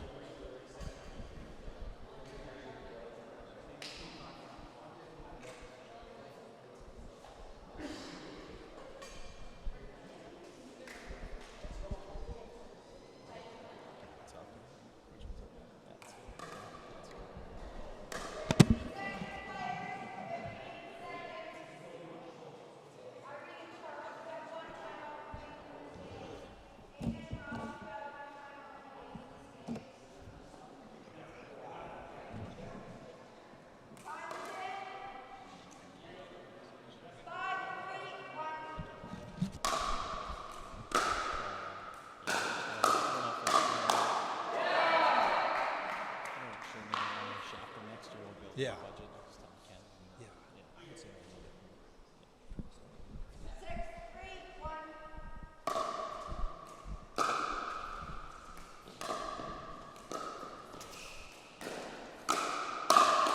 Boy. We're lucky to have such fine officials, and just want to make sure that they get their due worth and their due value. Yeah. Yeah, well, you got a couple of finalists here in Canada with Garen Jones, who's refereed over 1,000 matches from the Pro Tour to a club tournaments, to Miss Jane White from Red Deer, Alberta, who's done the same from nationals in both countries, to provincials to nationals. Two of the best. And people will recognize, maybe not notice it now, but we got the two referee system here, which is something that we're going to be doing for our Alberta provincials. We're not going to be having lines people, and it just kind of gives two sets of eyes for appeals and faults. Oh, kind of around the post arena almost. But it's also the way it seems like the tour is going as well, Paul. Yeah, no, for sure. As we talked about, just kind of, another set of eyes on mostly probably the kitchen lines, and obviously on out calls too, but not normally a problem at this level. Yeah, 100% right.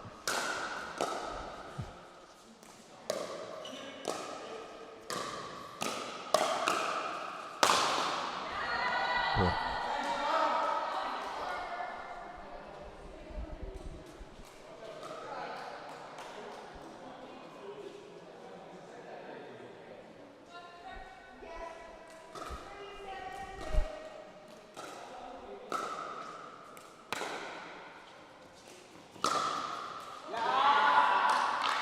That's a good rip by Robin.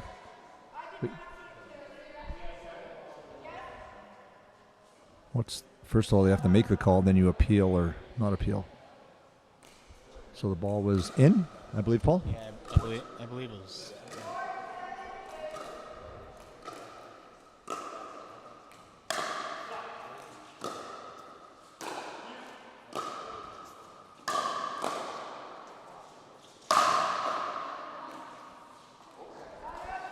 Ooh, that's Selkirk's making some nasty noises over there on a smash. Yeah, it's got a unique sound to it for sure, but he's certainly generating a lot of power with it.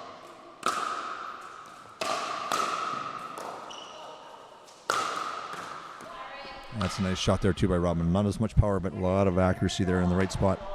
Mm-hmm. Yeah, and this radical, it's got a lot of grit on it, which is nice too. It's got a really nice feel to it. Looks like it's got a little bit bigger face too, and it looks like a lot of good surface area for helping you out. Yeah, for sure.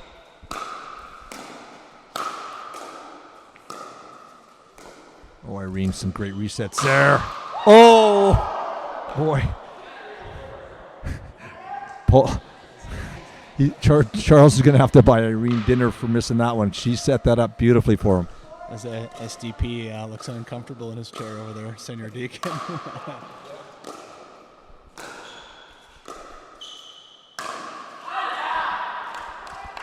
Two unforced errors there by Mr. Neufeld, so settle in. Yeah, just recalibrating that swing of his right now. And here we go. We've got Team Steve Deacon there on a bit of a run, so see if they can keep this going.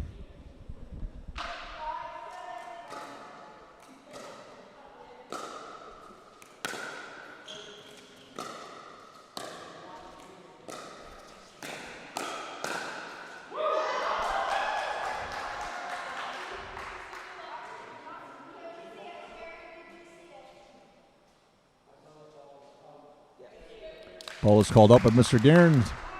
Team Deacon asking.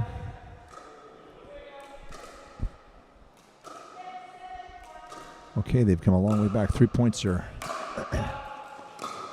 Nice cut.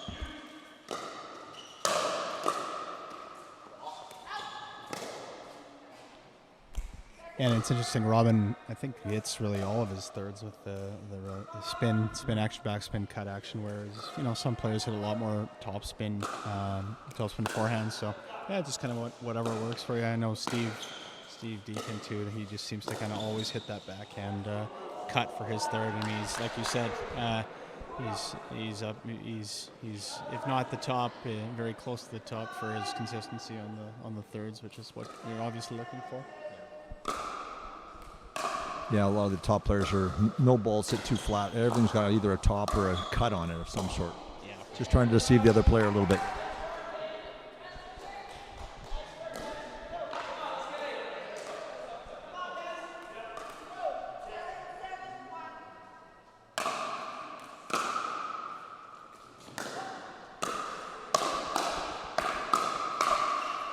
Oh, a strong play there.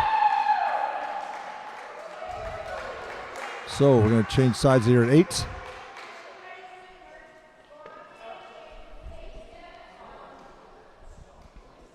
Oh.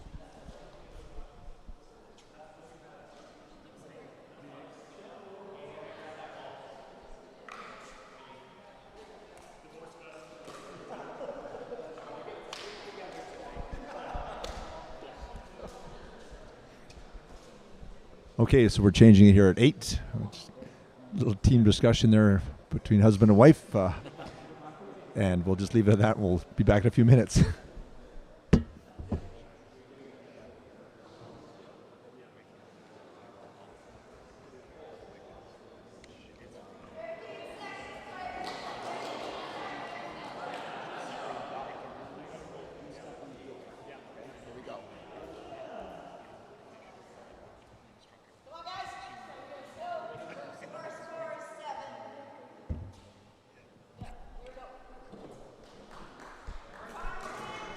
All right, time in here. So 8-7-1. So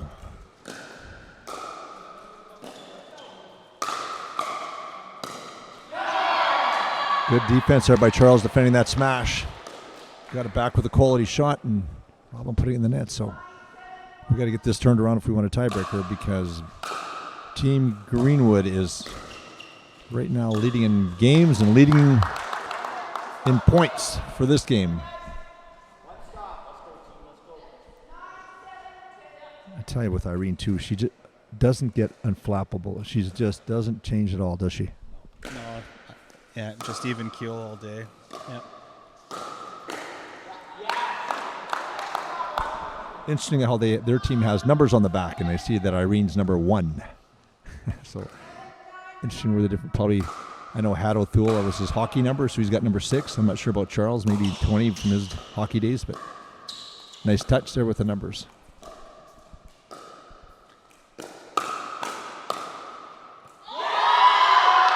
Yeah, I know the team owners really put together some great uniforms. We saw Rick Fisher's team. He had some of the Dutch orange and his logo. Our team, Steve Suffling, was our team owner. He had cool apparel for us. So kudos to the owners for really getting into it and building the experience. Yeah, here to that, Paul.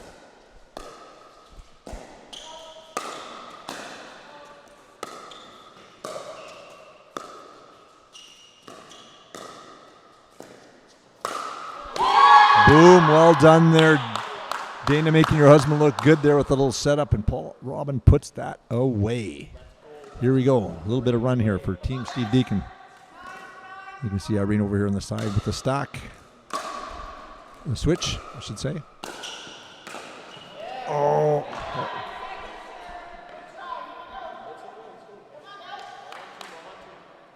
Boy, and Dana took that hard fall there in the ladies' doubles, or the tiebreaker. But she's a tough lady there to be playing at this level. It doesn't seem like she's bothered at all.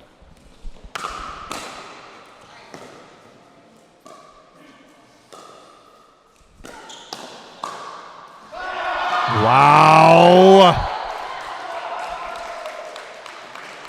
The old out ball, so tough to leave. Yeah. I think Robin wanted that one back because I think he was figuring he should have been able to put that away. That was undefendable, but Charles was up for the task.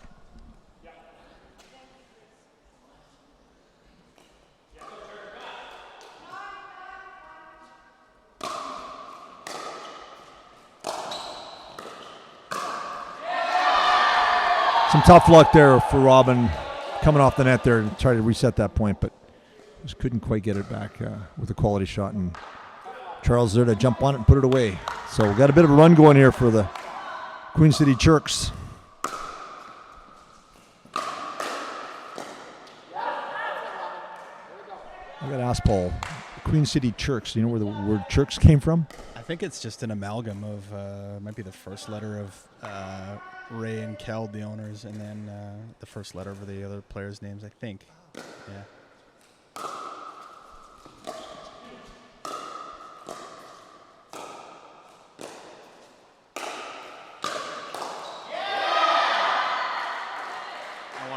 I wanted some amalgam of my my pickleball alter ego Gus Chesterfield on a team jersey, but that unfortunately didn't happen. Our team owner is being selfish. Imagine with a Colt 45 case beside it.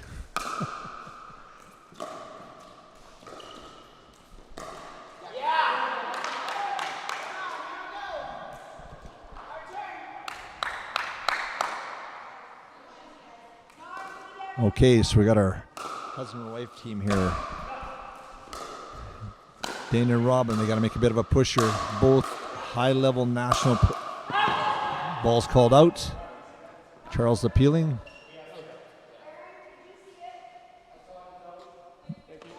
Call stands. So, yeah, we got Dana and Robin both from Port Coquitlam here. Met each other playing on the national teams for field hockey. Oh, that is money.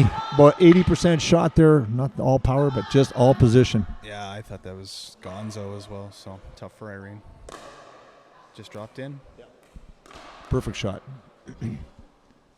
It's almost like golf. Sometimes you don't need to hit the 320-yard drive. You know, it's just 280 in the middle is what you want.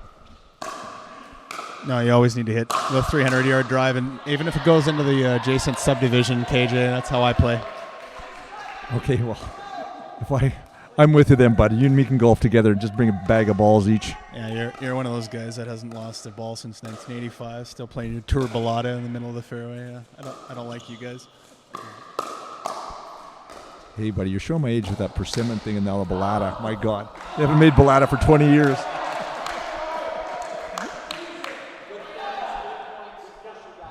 Okay, here, let's get the chemistry going with our husband and wife team here.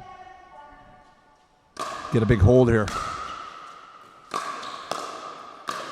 Yes. Do you know how long Robin and Dana have been playing together? No, I don't, KJ, but they played at Nationals last year. I believe they won the 4-5 or the 4-5 mixed gold, yeah, so obviously. Open age? I believe so, yeah. Oh, Robin's going to want that one back. Yeah. I got to say, the one thing I noticed about the players is they really shake it off early. They miss a shot, maybe shake their head, and then it's on with the next one. Yeah, just think about your breathing, not ascribe any value to the bad shot you just hit. Just move on. Yeah. Oh, that's a good spot there. Nice finish there by Dana.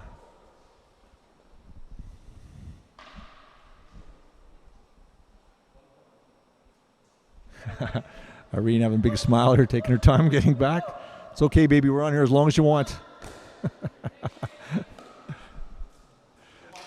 All right, Irene settles in here. Have to go retrieve that ball there to the far side. Nice spot. Boy, the walk did her well.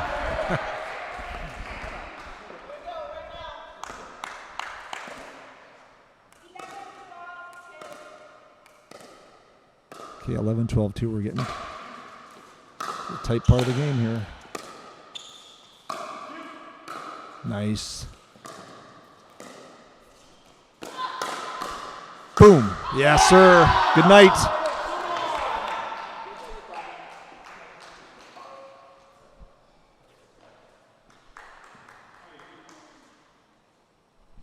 I'm sure they'll both just be happy that the real winners team play and fair work. The medals don't even. No, that's not true. They all want to win, but. Well, I know the players love this competition, Paul, that you've brought all these top players together, and they're just enjoying it as much, I'm sure, as, like you said, they want to win, but it's great competition. Oh, good reset by Dana. Yeah. Oh, yeah. Wow, that's a team point right there. Wow. Good resets by Dana. And then big finish by Robin. We got a timeout here on our left here with Charles and Irene Cullen. Just a really well played game. Hey, this has been fun to watch. Yeah.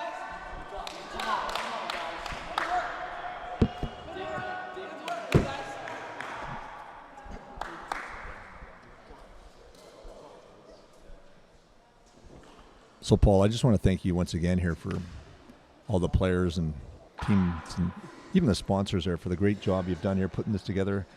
You know, to have the idea, but then also to bring it to fruition and make it happen, that's a big step, my friend. And I can tell you as an entrepreneur, everybody has an idea, but not everybody puts it to task. So thank you very much for the great thing you've started here, and hopefully look forward to seeing you again and many more times.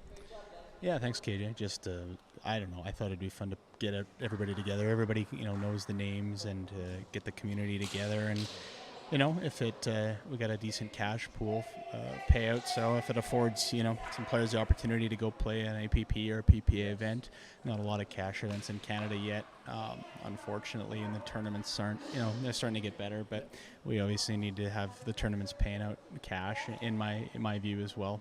So yeah, no, it really turned out well, and I think everybody had a fun time. Excellent. Okay, Paul, here we go. Thank you again. We're really at the short stroke here. Boom! Wow, Robin jumps in front of that one. Not on my watch. You want to see a tiebreaker, KG? Oh yeah, baby. All day, all night. I don't care what sport I'm in, but especially against these fine teams.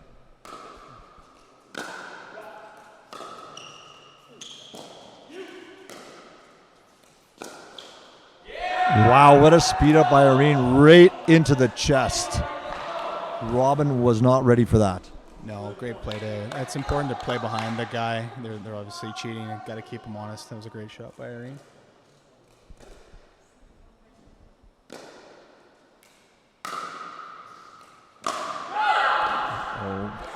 Charles does have that tendency to want to finish it with the big boomer when it comes near the end of the game there. I get it.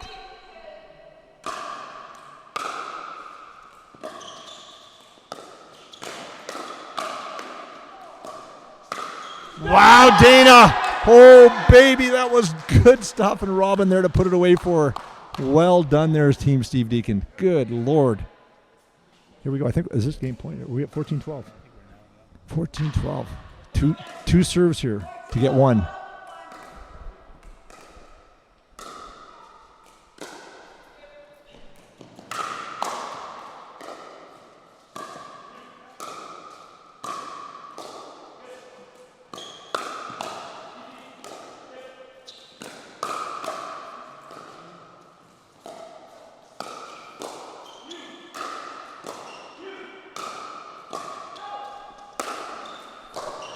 Wow, there it is. Team Deacon wins the game. Wow. We're on The Deacon team jumps off the bench to congratulate their teammates Dana and Robin. What a game. Charles and Irene, great fight. But we're on to a tiebreaker, my good friend. Yes, guy. Talk to me. So we're going to give these guys a bit of a break, and then we're going to get out of here, in a couple minutes? I think so, yeah. They'll probably do the rest. We'll give them a little bit of time to figure out how to play singles, remember what singles looks like. And so, yeah, we got a few minutes. So we'll... All right, and just don't anybody go away, because the tiebreaker's 15 points rally scoring, each player playing 4 points. So stay tuned. This is going to be an epic battle for the champion of the Picklefest 2022. We'll see you soon.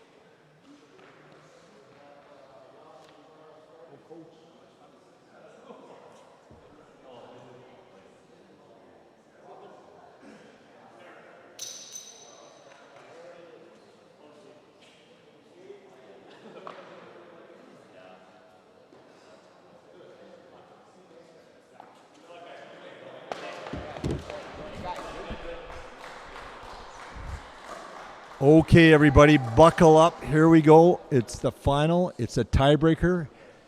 It is 10 o'clock here in Edmonton at the lovely Pickleball Hub. And our sponsors and the owner of the Pickleball Hub, Vince, says we got to be out here in a minute. So, boys, tee it up. Let's go. I thought I'd be back in Saskatoon by now, but no dice. So we got our referees here explaining it. We got a tiebreaker, game to 15, rally point. Each player will play for 4 points and then switch out for the next player. So every player is going to be placed on. We got Charles from Team Greenwood serving to Robin from Team Deacon. First point. Even though Robin didn't serve, again, rally scoring. Robin's up 1-0. Serving now to Charles. Charles right to the net. Okay, 1-1.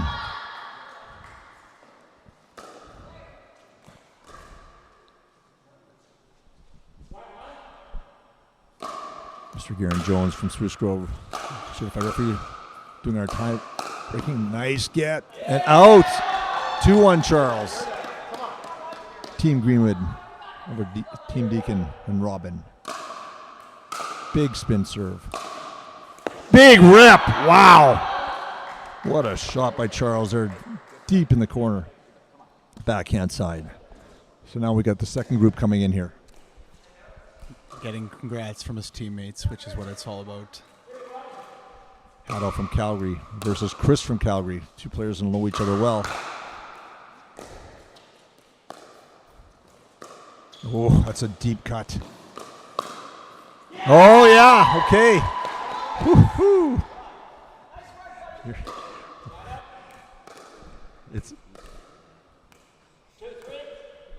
Yeah, Coach Deacon there cannot sit still. He's pacing back and forth and living and dying with every point his team is playing here right now. I got to say, Ray Greenwood is cool and calm on the other side of the bench for Team Greenwood. Haddo comes around the forehand and rips. Oh, yeah. Little 60% shot there. Perfectly placed down the line there. Chris's backhand side.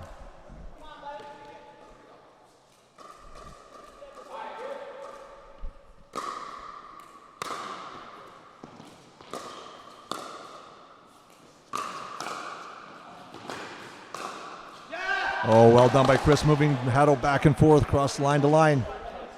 5-3, Kim Layton coming in from Calgary up against Dana Diabro from Port Moody, part of the husband and wife team here. But it's all on your own now there, Dana, playing against one of the top ladies in Canada, a top player in Alberta, Kim Layton.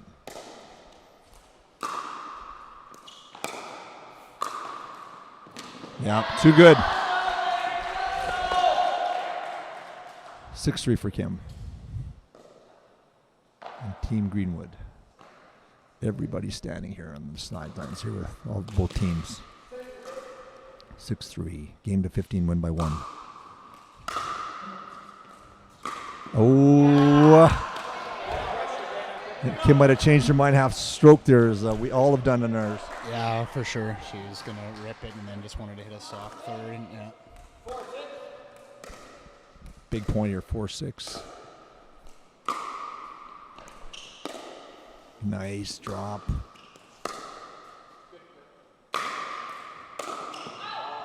Oh, too bad.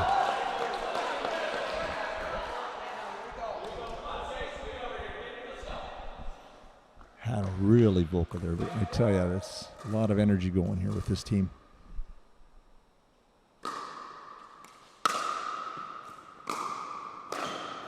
Oh, good push. Dana says, we're not going into the night quietly here, says Team Deacon. We are here. Sofiak and Ma both knew they would be in this spot before they entered the tournament to singles tiebreak. They both love singles, apparently. No, I don't think so. Yeah, you're here, buddy. And do they play together in some tournaments as well, don't they? These two.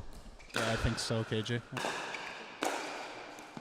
Oh, good spot there, Irene. Looks over for a nod of approval from Vin. No. They're changing sides.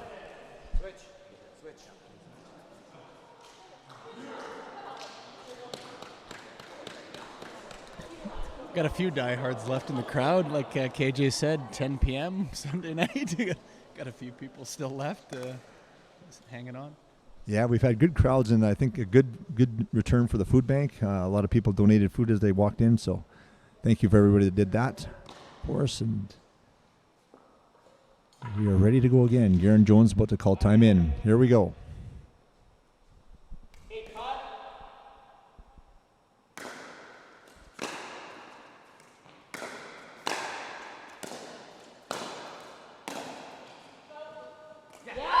Ball's out.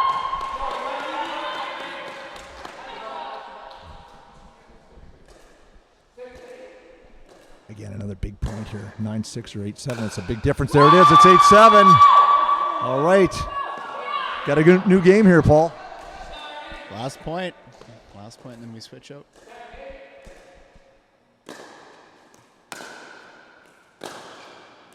Oh, and that was a Wendy special. Rip down flat, hard. Winner. That was so good. Nice shot, Wendy. So basically, Paul, we got a game to 7 now. We're at 8-8. Game to 15, win by 1. Even in the final here, Paul, win by 1. First to 15, my good man. Yep. And we got our top boys out again. Ball is called out.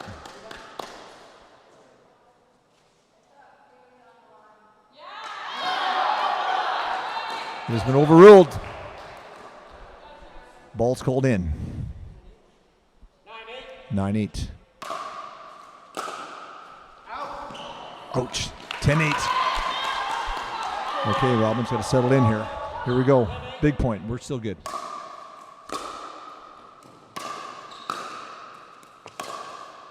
Oh! Ball was in.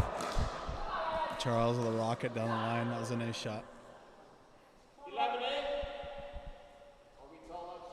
What a shot. I think everybody thought that was out. It came back in.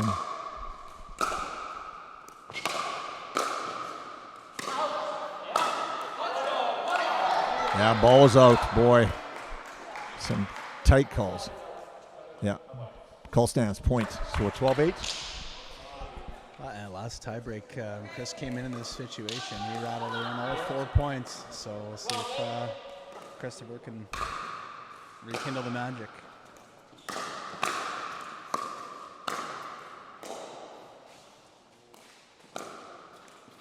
Oh, a little half shot there. Well played by Chris. He knew it wasn't quite there to rip that one. 9-12. Chris has won 5 points in a row. Going. Ouch.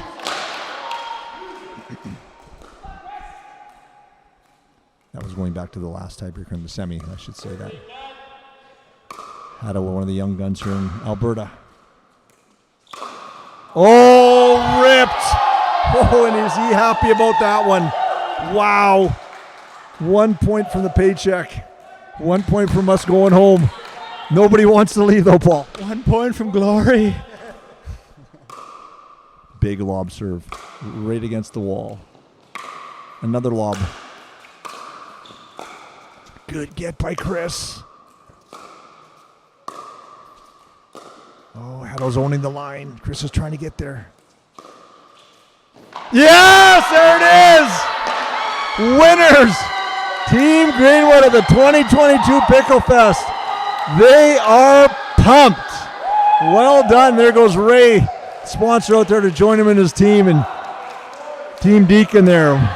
That was a one-war battle royale there, Paul. Yeah, that was great quality. Right? That's all you want to see, and these guys all played great. It was really fun to watch. So, yeah, congratulations to Ray Greenwood and Keld Gattinger, the owners of the Queen City Turks, inaugural Picklefest champs. Here. Congratulations, everyone. Back in a bit for the closing comments.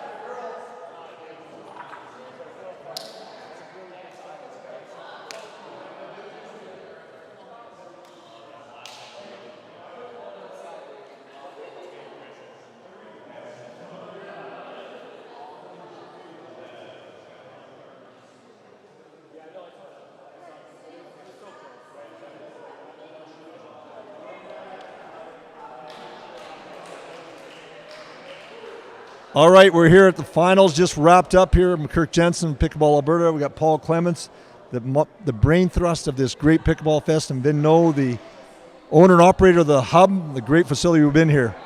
Some comments there, Mr. Clements, are on what a weekend. Yeah, fantastic weekend. A great finish. I think everybody had fun, so that's all you can say. And thanks again to Vin for letting us play at his fantastic facility. Vin, got to say, what are some of the comments you've heard from the people and the players? It was nothing but 100%. One thing they said was, when are we doing this again? Yeah, that's all I heard all day. And thank once again, Paul, great job. Okay? Great. Amen, and thank you for all the players, the volunteers, the referees, the fans. What a great job, Paul. Vin, we're really hoping we can do this again next year, because what a great thing this is for pickleball. Thank you very much. We're out.